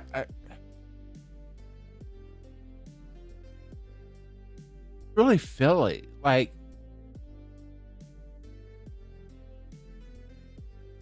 kind of more of just that kind of filling, kind of like sliding him into 4 and be kind of a secondary facilitator, kind of gap filler type of thing. On paper, but as far as team dynamic goes, dude needs to go fishing with Ben Simmons. I'm sorry, but as far as I can't slot him anywhere and feel like he's going to be as far as the morale of the team, the only one I could possibly see is maybe Cleveland, but Cleveland would love him. They would love him. But now if it were, go ahead. I was going to say, I sure as hell don't want to see him in Minnesota for the very, a lot of the stuff that we're talking about, Io. So I'll counterpoint more so because it would put Io off the floor than I would if it were just me putting him in the place that I think would be the best. He'd have his best title shot. Maybe replacing McDaniel and keeping Io. No, you bring Io off the bench. Absolutely. Oh, okay. Okay. No, you put in LeBron. Again, looking for you've got your star. You got your star. Ant-Man's gonna do his thing. You've got a clear. We're already talking about and LeBron can't play the defense. Io can. Right. No. That's fine. That's okay. All LeBron needs to do is shade people toward Gobert. So that's he doesn't have to play the defense. Melo, he's good at LaMelo's that. there. He's the ball handler. He's the one that can do all the fancy stuff, the running up and down during the regular season. You don't need LeBron for the regular season. You need him in the playoffs. LeBron's your stabilizing factor. You're a guy that goes, guys, I know how to do this. LaMelo, stop dribbling behind your back and closing your eyes. Stop doing that. Just dribble up the court, man. We need serious. Coach on the floor, And then kinda. you're bringing Io as a super six man, which is where Io always has been. Yeah, But Io's Yeah, a super six man yeah. then. yeah, he is. No, that's fair. That's fair. Now, the downside of that for LeBron is he's still out west and he's still not making the finals. no, He's still going to have to go through Wemby and he's still going to have to go through OKC. And he ain't beating either of them. and So for that reason, Yeah. I think he goes out. It goes to the going east. Yeah. because I mean, as kind of aging, which is why I say as again, it's Denver really just the top is, two. there's still a problem. It's we still have Steph to and see Dre- what we still have to see. Not that they're going to necessarily be like going like very far, but we still have to see what kind of turmoil Portland's going to cause with Ja and Lillard together. Again, it's going to be kind of that like trying to like vote for a third party kind of situation. It's not. You see what I mean? Throw your vote away. It's not that they're gonna. It's not that, let's say, like someone like Portland's gonna like necessarily get it. Even they may not even get to the playoffs, but they might cause enough losses where like Just to mess certain up things. teams were then it's like you need those wins to get in, but you didn't get them because Portland had a good night. You see what I Right. mean? It's like and I mean, and the freaking cream team and the Lakers, you never know. Like they're going to be one of those teams that are probably Such a terrible going day. to Such a and terrible again, day. I can say it. I'm going to take like my the- words I and like I the can credit say what I can scores. say I it like the credit and scores. not be racist. I can say cream team all day, but like they're like. I'm having flashbacks of I Prince see singing them. Cream. I see them as a team that's going to take. They're not going to get there. They're not going to get it done, but they're going to take wins from people. The West is wild right now. Yeah. Well, the East isn't getting easier. It used to be the East was the joke division or a conference, but I mean, the East isn't exactly a cakewalk now. Are we dealing with a bit more of kind of it's crazy because there's a bit of a weird balance going on both sides, but it's clunky. None of this, I think the biggest thing about these moves and all this stuff is not the fact that there's been so many moves. Nothing seems to fit. Like nothing here just looks at me and like again, like I would say like again, I think Minnesota could be nasty, but like nothing here just looks at me and it's like. So let's knock some teams off. I mean, like again, like New you were York, the I think is Spurs. going to be like obvious stuff. I think Spurs in New York. Let's knock them off because they're knock the Knicks out. I think if he went to the Knicks, his legacy is heavily tarnished because they just won the championship. That is why he said he wouldn't go there. Yeah. So let's just knock them off. Who's the one that's written right above the Knicks? I can't understand. Who is that? I have no Pelicans? idea. I have no idea. Okay. All right. I was like, who's Either. that? Yeah. All right. Spurs. I would He's not- if I were the Spurs, I wouldn't want to bring him in. No. I wouldn't. I don't. I mean, you can write it up there as a, coming from the LeBron side, I could understand it. I'm not sure if I'm the Spurs. Why would I do that? I might mess up something that could be good for 10 years, 10 or 15 years for one. The coach And I'm not sure I wanna do that. The coach would never No, that's not a Spurs. We No. need the spot. This type of thing. He No. bring Kawhi back first. Sure. Which wouldn't be good either. But sure, But- yes. but you see what I mean, I agree like, with you. No, yeah. I'm with you. I Yeah. think that's a terrible idea. So I would knock them out Yep. as well. Yep. No Garland. Why no Garland? What is What it? was that team? It was because they Teams? what was that team? Because they traded Garland. They What was the traded team? Garland. What was the team that traded Garland? I'm blanking. Garland is out in LA, but the other LA. The Clippers. He's with the Clippers. He's now. with the Clippers He- now, but he- where did he get moved from? from Cleveland.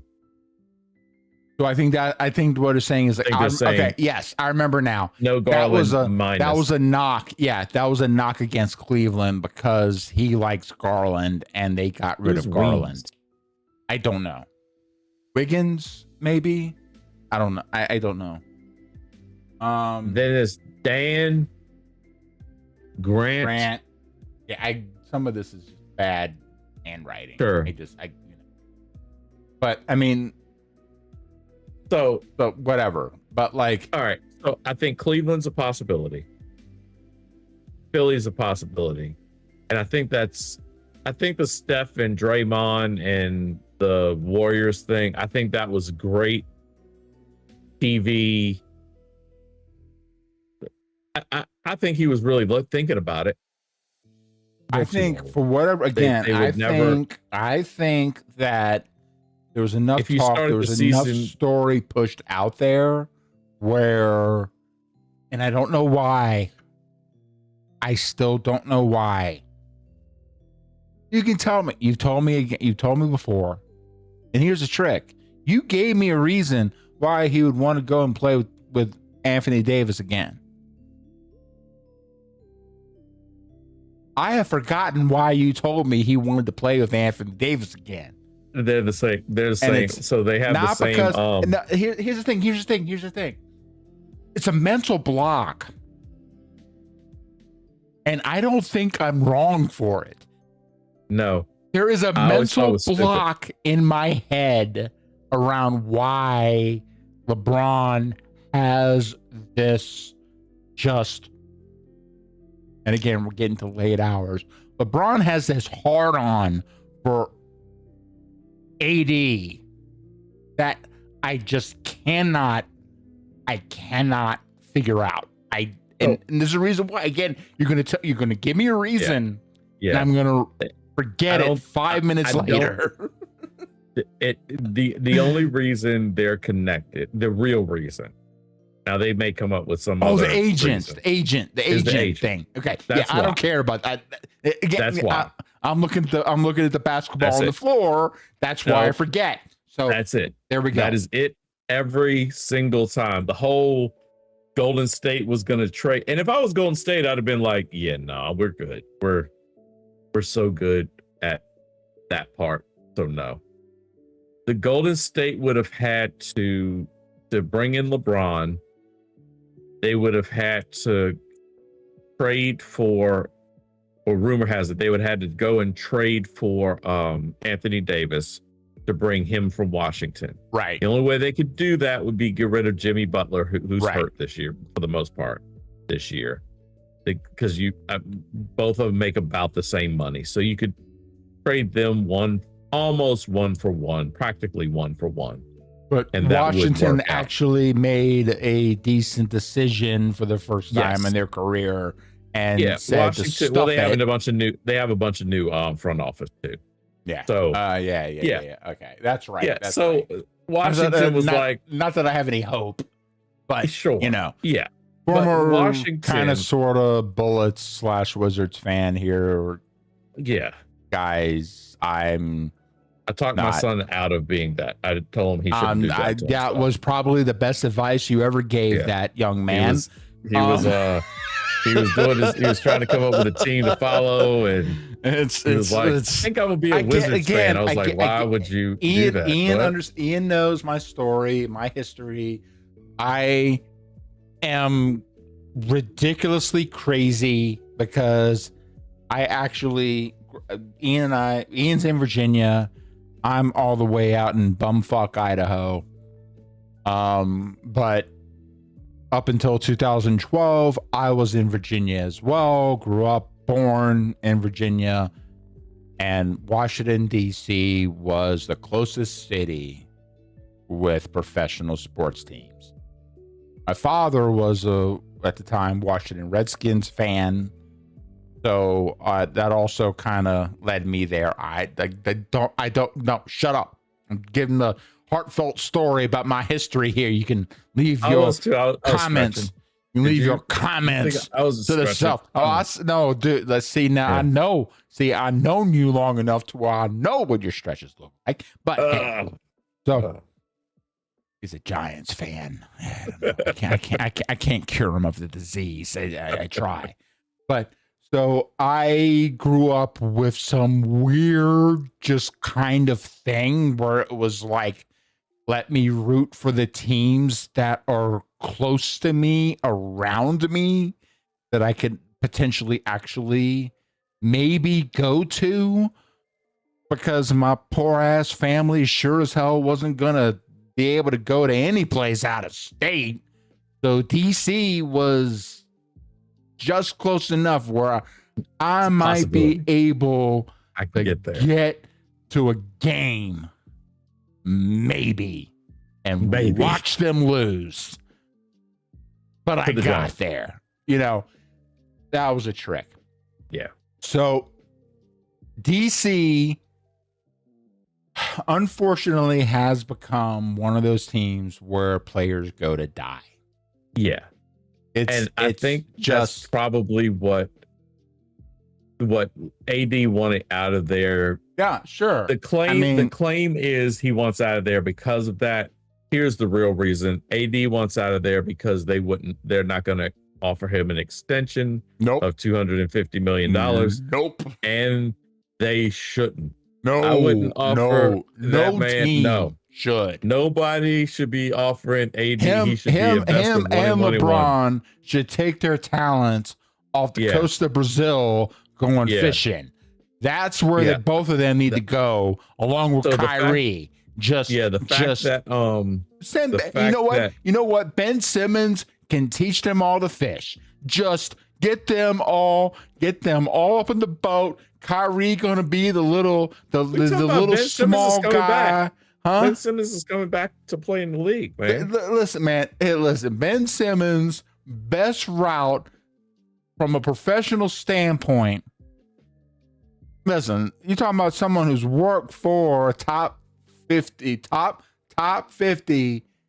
company in the U.S. All right. The best financial business move I can tell Ben Simmons right now is to be a professional fishing trainer for all of the members of the teams that end up on the boats going fishing. Because it's so funny to me that on the TNT side, like in the TNT, like stuff with Shaq and Barkley and all Ernie and all those guys, where they'd have the joke about the teams that are going fishing. Yeah. Oh, right? Absolutely. Ben Simmons can't get a job in the league. And what does he do? He buys a professional fishing team and goes fishing on purpose. Yeah. On purpose. Now, I grant he's from Australia. Fishing's really big. Like, I mean, look. If I could make somebody as a professional fisher, hey, shit, he won a title. He won a title finally. Well, sarcasm. Yeah. Well, he did as a fishing champion that in a league that he bought.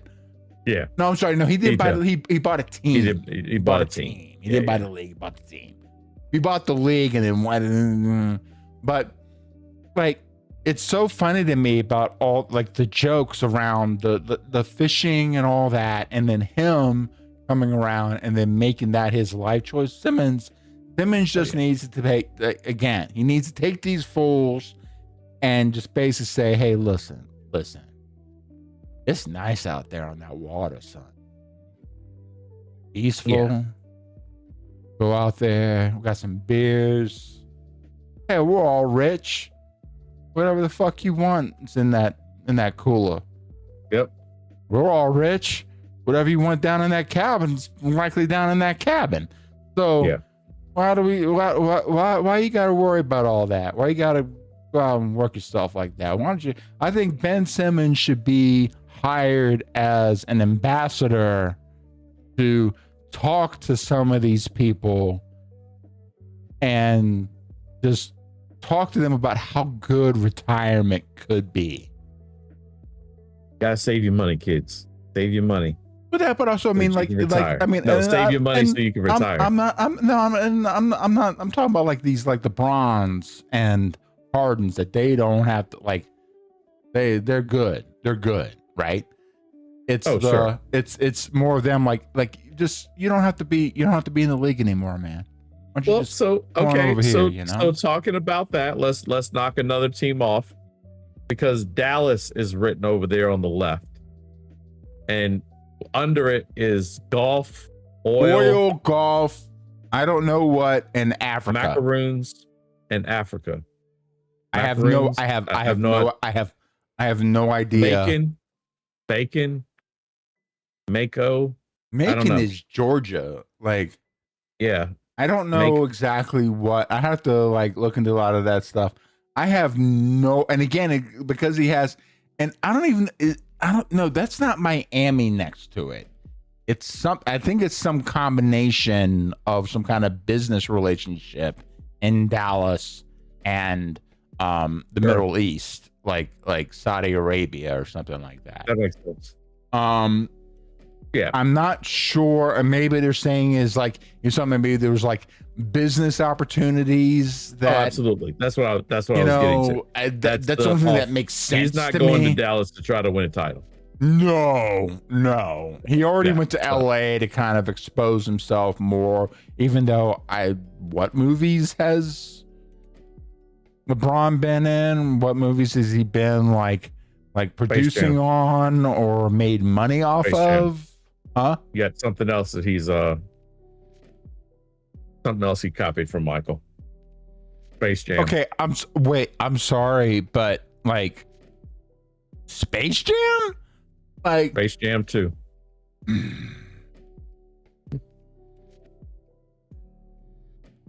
Michael didn't have to go to LA for that. No. And he came LA came to Michael for that. Correct. Yes. Just putting a little Exactly. notch in the belt. That's exactly. Also, the whole like, I'm sorry, but also the being the scoring champion and also on the first defensive team in the same year multiple times. Okay, I'm sorry. Yeah. Like, so, all right. So we're knocking off teams. I think we established that Steph and Draymond, the Golden State part.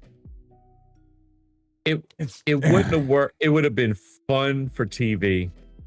It would have been great to watch for the story and fun of it all. Kerr would have hated it. Kerr would have hated it every moment because Kerr is not. He's like, look, I had to play with the first guy that was maniacal. Well, no, but also he learned coaching under Phil and Pop and everything else. It's not that it's not that he's afraid to work with egos. Oh, no. I don't understand. I'm the coach. I'm in charge. Like you're not and LeBron has trouble with that. Oh, let's be real. Like LeBron's problems in Miami were because Pat Riley was like, don't forget, you're important, but don't forget, I'll run this place. Kerr, and the other thing, so people don't know about Kerr's a tough fucking dude. That's what I was meaning. Kerr grew up. He was actually born overseas. He grew up with his father, who was a professor teaching English overseas. He was like a top academic overseas who got killed Like his Yeah. father got killed while he was like it was either while he was over there or while Kerr was back in the States in college. No, Kerr was back in the States in college. He was in college. That's right. Yeah. I think it was at Arizona, I He was think. at Arizona State. Arizona State. Okay. And yeah, his He was father Arizona got State. like killed because of what he was teaching. Like basically it was one of those kind of more oppressive kind of things and like Oh, sure. and Yeah. and so like Kerr like dealt with that and then still Yeah. played through Kerr's not- college and then got himself into the NBA and everything. Like Kerr's not some chump. Like Kerr dealt with some shit, you know. And then play with the Bulls, all that pressure and everything else and executed. And then went in with the Spurs and then got pulled up under Pop's wing. And Pop's not some like Pop's a tough. It's like going into wrestling and go up into the Hart family dungeon. Like it's Oh yeah. you know it's not an easy route, but if you make it through and you get through and you show what you can do, then Pop will just shine your praises, you know. Oh, for sure. And Kerr's that guy, so no, Kerr's not gonna put up with LeBron shit. Yeah. Not even close. So knock off Steph, Draymond, Golden State, Dallas. So we didn't talk about Brad and Tatum. So Brad Stevens, I think he's president basketball operations, if I got that title right. and there's some I know there's some connection with Stevens and Rich Paul. Sure. But I think Tatum might be his client as well. I wouldn't be. Yeah. So he's not going to Boston. No. I don't know how to say that otherwise. Just no. So I already knocked out Miami. I knocked out Minnesota. He wants to be in the East. Like that, him being out West is a bad idea. It would be an interesting one. I think it would be an interesting one for him to play in Denver. Denver's not a big enough market. We're just factually speaking here. If he's going to go to a quote quote smaller market, he'll end up in Cleveland. Cleveland is the smaller market. So, and that's only because of his ties there. So He would love to play in the city of, the greatest city on earth, New York, but he won't. He's not going there. no. Well, also, like he just left LA. I think that I think like yeah, I think if he's going to go someplace, he's probably going to try and figure out a little less pressure, a little less whatever. Yeah. That's not New York. So here, okay. So I'm going to make my final statement. Yeah, I was gonna say around LeBron right now, and it's this. You are a sad, strange little man, and you have my pity. That's it. That's all I got to say. That's all I got to say about LeBron.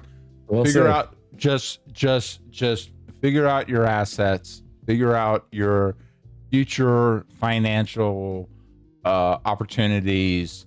Yeah. And just go fishing off the coast of Brazil, man. Yeah. Like, dude. As James was pointing out, we're all tired. We just don't care, man. You've earned it. He has earned it. That was me throwing the flowers earlier. I will say it again. He has earned it. But now I think we need to take your talents into retirement. Here's a trick. I think here's a trick, and I think not that this is what's going to happen, but I think what LeBron,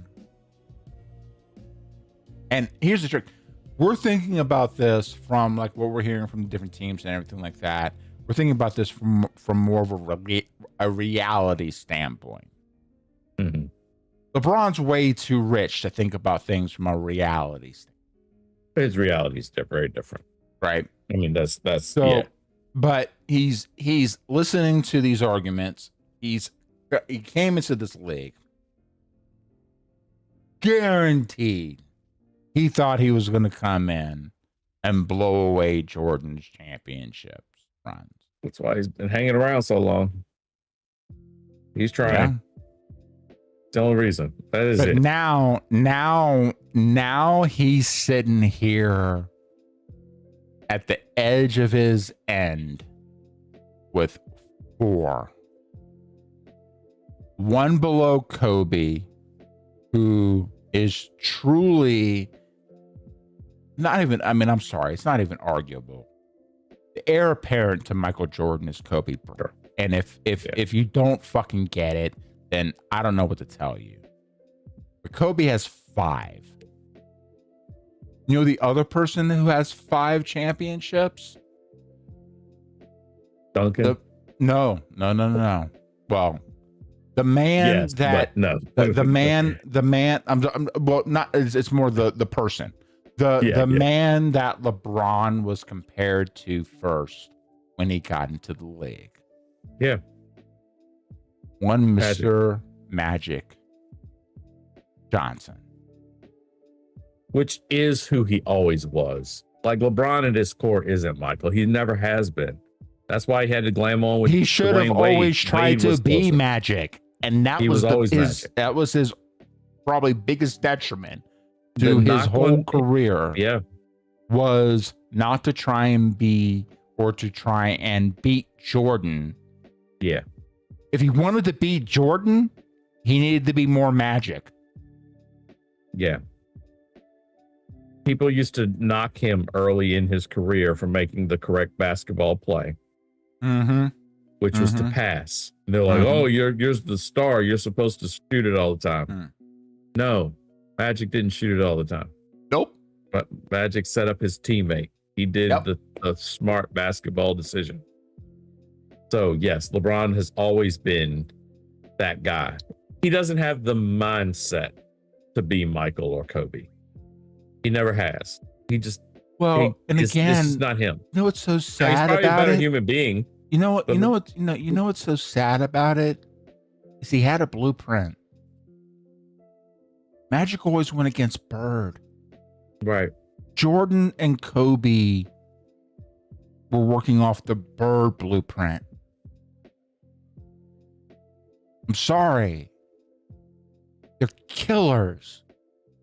Yeah. Bird would literally Bird would tell you exactly where he was going to go to score, Yeah. and right before he shot the shot, insult your mother when he took it.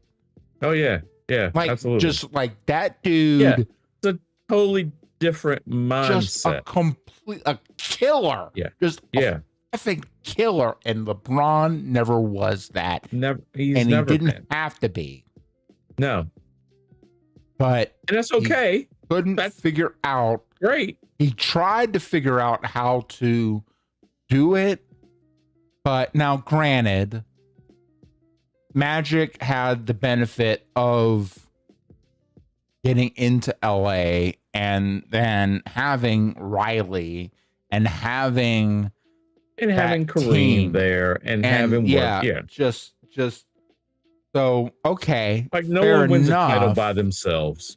Like So, but yeah. But it's like if he stopped to try, if also here's a trick. Here's the other trick. For all their differences on the court, both look at Magic, you look at Larry, you look at Michael, and you look at Kobe. Like, even Magic, comparatively, they like on the floor, it like nothing else mattered. Nothing else mattered. Sure. And LeBron tried to get into the mix outside of basketball way too quick. Way too quick. He let himself get caught up in so many different things because when he came in the league at 18, everything was available to him. Oh, sure. And that's not a good spot to be in. Both Bird, Magic, and Jordan came in out of college. Kobe came in at 18, but he had the benefit of playing in the Euro leagues younger. So he had a bit more he had professional experience behind him. Mm-hmm. Which, even in the Euro, but you learn to play. You're playing as a professional basketball player. Like you have kind of that. So LeBron, who was getting touted as a freaking before he even really got established in high school. Oh yeah. It's dude just never really had a chance from that perspective. No. But at the same time, I think he tried to manufacture. I think he's still trying to manufacture things, which depending on what industry you go in, outside of basketball, you might be able to do that, especially with the money you got. You could probably manufacture all kinds of shit. But a basketball team's a different thing. And so, so we're thinking there's talk around. I was gonna say, 76ers. What's your final call? Let's wrap up. Yeah, there's talks around the 76ers right now. I don't think that's going to be a good spot for him. Ultimately, you know what? Send it home. Send it home. Send it to Cleveland. I think Cleveland's his final destination. I think he wants to drag it out. He wants all the hype. He wants all the shine, all the attention, and he's going to end up in Cleveland. That's yeah. So I'll say he ends up in Cleveland. So I'll ask the same question I started right after the break. Does LeBron do an announcement? Does LeBron do a sit-down interview? I would like to say I'm taking my talent to. Did you see speaking of, you ever see he ain't answered this. He ain't answered my question yet. He's not yet answered my question yet. No, he's not doing. He's not going to do a sit down. No, he's not. Please, if he's learned nothing, I don't. I hope he doesn't. If he does, it's going to be a absolute joke. But no, maybe he does it as a. You know what? You know what would be so funny? I'm going to tell you what it's going to be. Okay. I've got an idea, but you tell me. He is going to send a memo, a one-page fax, and I say fax for a reason. And it's going to be that he's going to end up in Cleveland, and he's going to write on it, "I'm back." That's going to be so that he can steal yet something else from what Jordan did.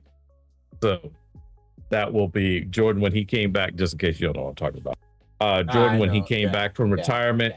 When he was in Chicago, that would be inside. He sent the fax, and that's all he said was, "I'm back." Those two words. That's it. So that's what LeBron's gonna do. He's gonna send a tweet because that's our version of faxes now.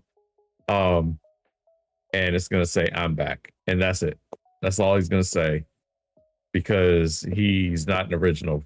He's not an original by any stretch. So anyhow, so spinning off that, My idea was that he just ends up in Cleveland, just through the normal channels, the normal press. Just it's LeBron is going to be in Cleveland, right? You know what?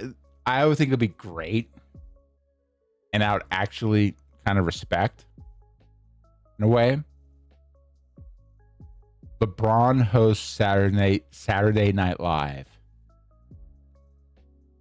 and as a sketch, he recreates the "I'm taking my talents to," and they figure out a way to make it even funnier. But then it's like it's kind of well, I have these different teams. There's so much great things with San Antonio. There's so many things, blah blah blah blah blah. And then you have someone come in like on the side and like come like so he's like, yeah, what really, like, yeah, okay, I have decided to take my talents to Cleveland. And it's kind of that, it's like that, like, no, you're going, it's the, they wouldn't do that, but I think that would be so, like, something around those lines where you have this whole, like, Saturday Night Live sketch with him recreating the whole "I'm taking my talents" and just just playing a joke on himself and just, like, owning up to it. And it's like, nah, I'm going to Cleveland because I'm sorry, but you're going to Cleveland. It might as well be DC. Sorry, but at some point, go back and look at if you remember the spoof of Steve Carell where he made fun of LeBron. And he does a spoof of the "I'm taking my talents," and he says, "I'm taking my appetite to Outback Steakhouse." He does like the whole thing. And he's like, really, he's the only one that could do it. Really, probably only him, maybe Will Ferrell would be like Paul Rudd. Paul Rudd is the interviewer. Yeah. Like, he's like, is there anyone that you haven't told? I haven't told you. Yeah. He was like, am I the only person? Yes, you're the only person. I'm the only person on earth that you haven't told. Yes, you are. You have. I have told everyone else, except for you. You know what? So, on that note, everybody go look up that video of Steve Carell because it is a classic. Because only Steve Carell can make it happen. So, absolutely. Yep. So I don't know what else to talk about here. I think the whole entire league tomorrow, but the entire league coming up is going to be very interesting. And maybe, you know what? Maybe that's what it's all about. It makes the league a lot more interesting because I have no idea right now. Really, you take the Spurs and the Knicks out of it. You have some teams that are kind of still floating in. Minnesota's going to be interesting. You can't knock out Denver, but with Giannis in Miami, everything's going to be very, very weird. Just trying to figure out who leads up into the, like, Christmas / winter break time frame. Oh yeah. And you get into the All-Star break leading right into the trade deadline. Where a team's going to line up right now, I'll tell you one thing. I really it's don't all over know. the place. This is going to be an exciting year. I'm really looking forward to the NBA season. This is really it's been a while since it was this open, and it is wide open right now. I will say I do know one game that will be, and we'll call it after this. Yeah. One game that will be on Christmas Day without question, will be Philly versus Boston. There will definitely be a game of Philly versus Boston on Christmas Day. Oh, you gotta have Brown versus Tatum. I mean, Absolutely, there's no for sure. Yeah, there's no doubt. There's no doubt that you've got to have that. Yeah, So. I think it's gonna be that, and then on the West, you're probably need to have OKC and Wemby. Yeah, I was gonna say OKC, Wemby, and then because OKC is a team that really hasn't made a lot of major shifts. They don't have to. They just need age. They need age and health. Yeah. That's it. That's all they're waiting on. They have age and health. Yeah, they haven't done a whole lot. Experience. I know there's still some talk in Sacramento about moving Sabonis. Not that it matters all that much, but in terms of just kind of wrapping up, like maybe some other potential moves that are going on that I'm aware of. We'll do that on the next stream. Yeah, but I think we're kind of getting to the wind down here. I hope a lot of the major moves. Man, you say that. You say that. Heart attack here, man, Jokic has gotten traded. I don't know. He has demanded a trade out of Denver. He has taken his talents to South Beach as well. No, he'd go to Texas because there's more horses out there. Oh, fair enough. That's true. You go to Houston. Oh shit. Okay, no, I'm done. I'm done. Yes. I'm done. Love you all. Now you're speculating. That is the rare one. I'm not speculating, but it's more of a kind of a matchup thing. Just anyway. But don't know. I'm sorry. Okay, get this voodoo out of my head that I just put in my head myself. That I did myself. Hello, self. I love you all. I hope you've enjoyed this crazy random stream, trying to get some semblance of sense about this off season, which is still crazy, especially as we're looking at this madness. Actually, no, I'm gonna take this off I'm gonna get that evil off our screen, because ultimately, I think you know what? If anything out of this year that I might be looking forward to is we could be running into a year where LeBron truly has to face how irrelevant he has become. Because he's going to have to come into a different team, been able to ride his time here with the Lakers, and he's going to have to come into a different team. He's going to have to face reality, figure out that he's finally. That's my hope. Good call. On the best wishes. Yes. The downfall of, but the best wishes. The best of the best wishes. The downfall of a fake king.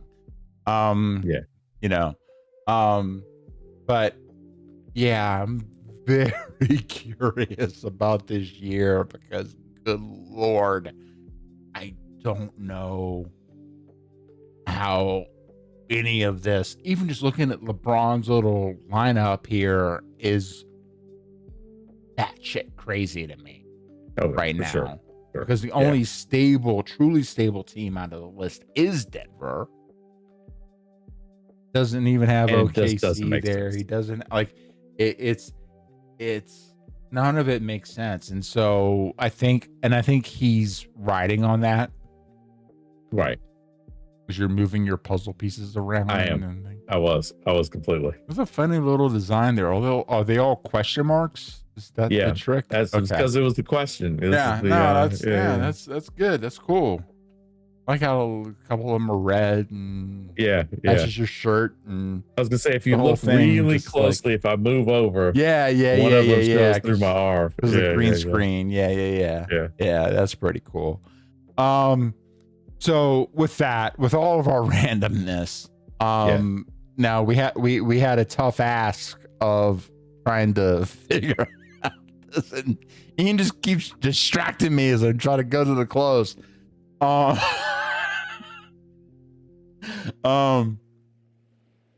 With all this randomness, I think if anything else, if it ultimately gives more excitement, more attention, and from my perspective, more true kind of balanced matchups in the NBA, which I think is kind of what they're trying to lean towards here, which is why it's kind of exploded.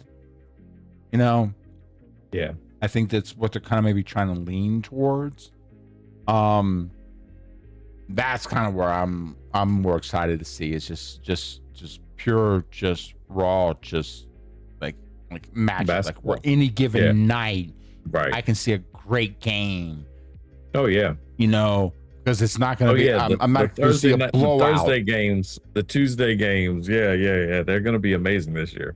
That's exciting to me. That because anything else, dude. Because I haven't been excited about the NBA for a while, man. This last year was really good.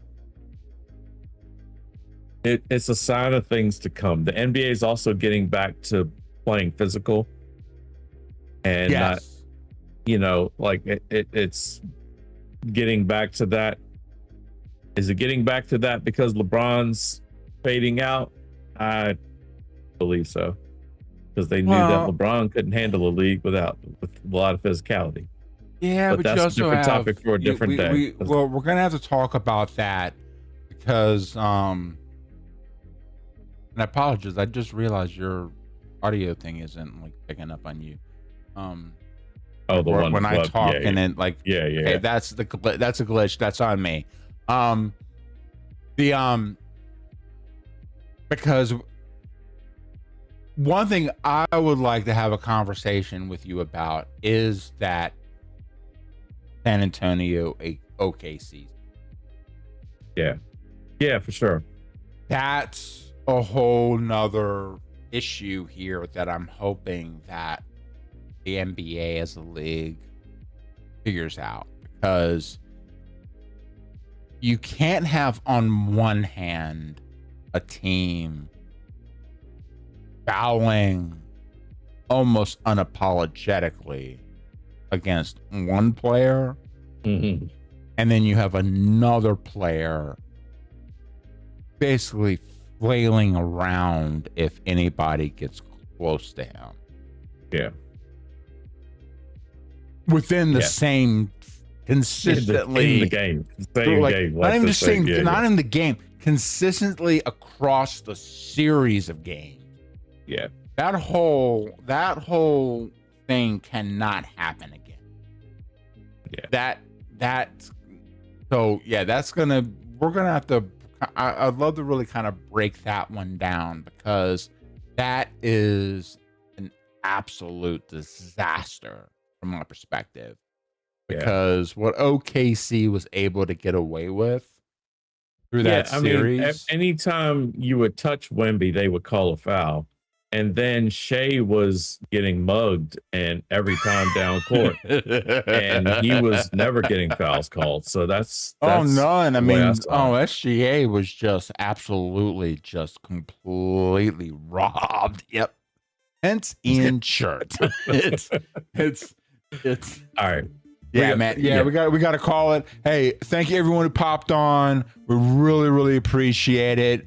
Stay tuned for other stuff that we're going to do. We're going to be talking more basketball. We got SummerSlam coming up around the first weekend of August. Another 2-night event that we're going to have to figure out how to get done. Yeah. But this is Getting Worked. Signing out. Later, fam.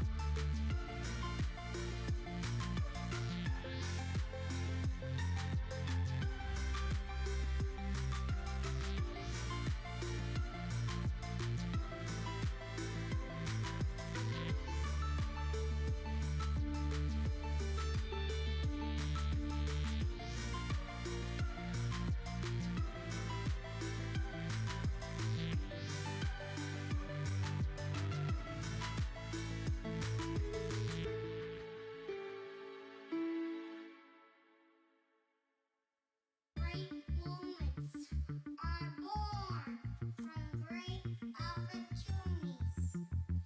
That's what you have here tonight, boys. That's what you earned here tonight. One game. If we play 'em 10 times, they might win 9. But not this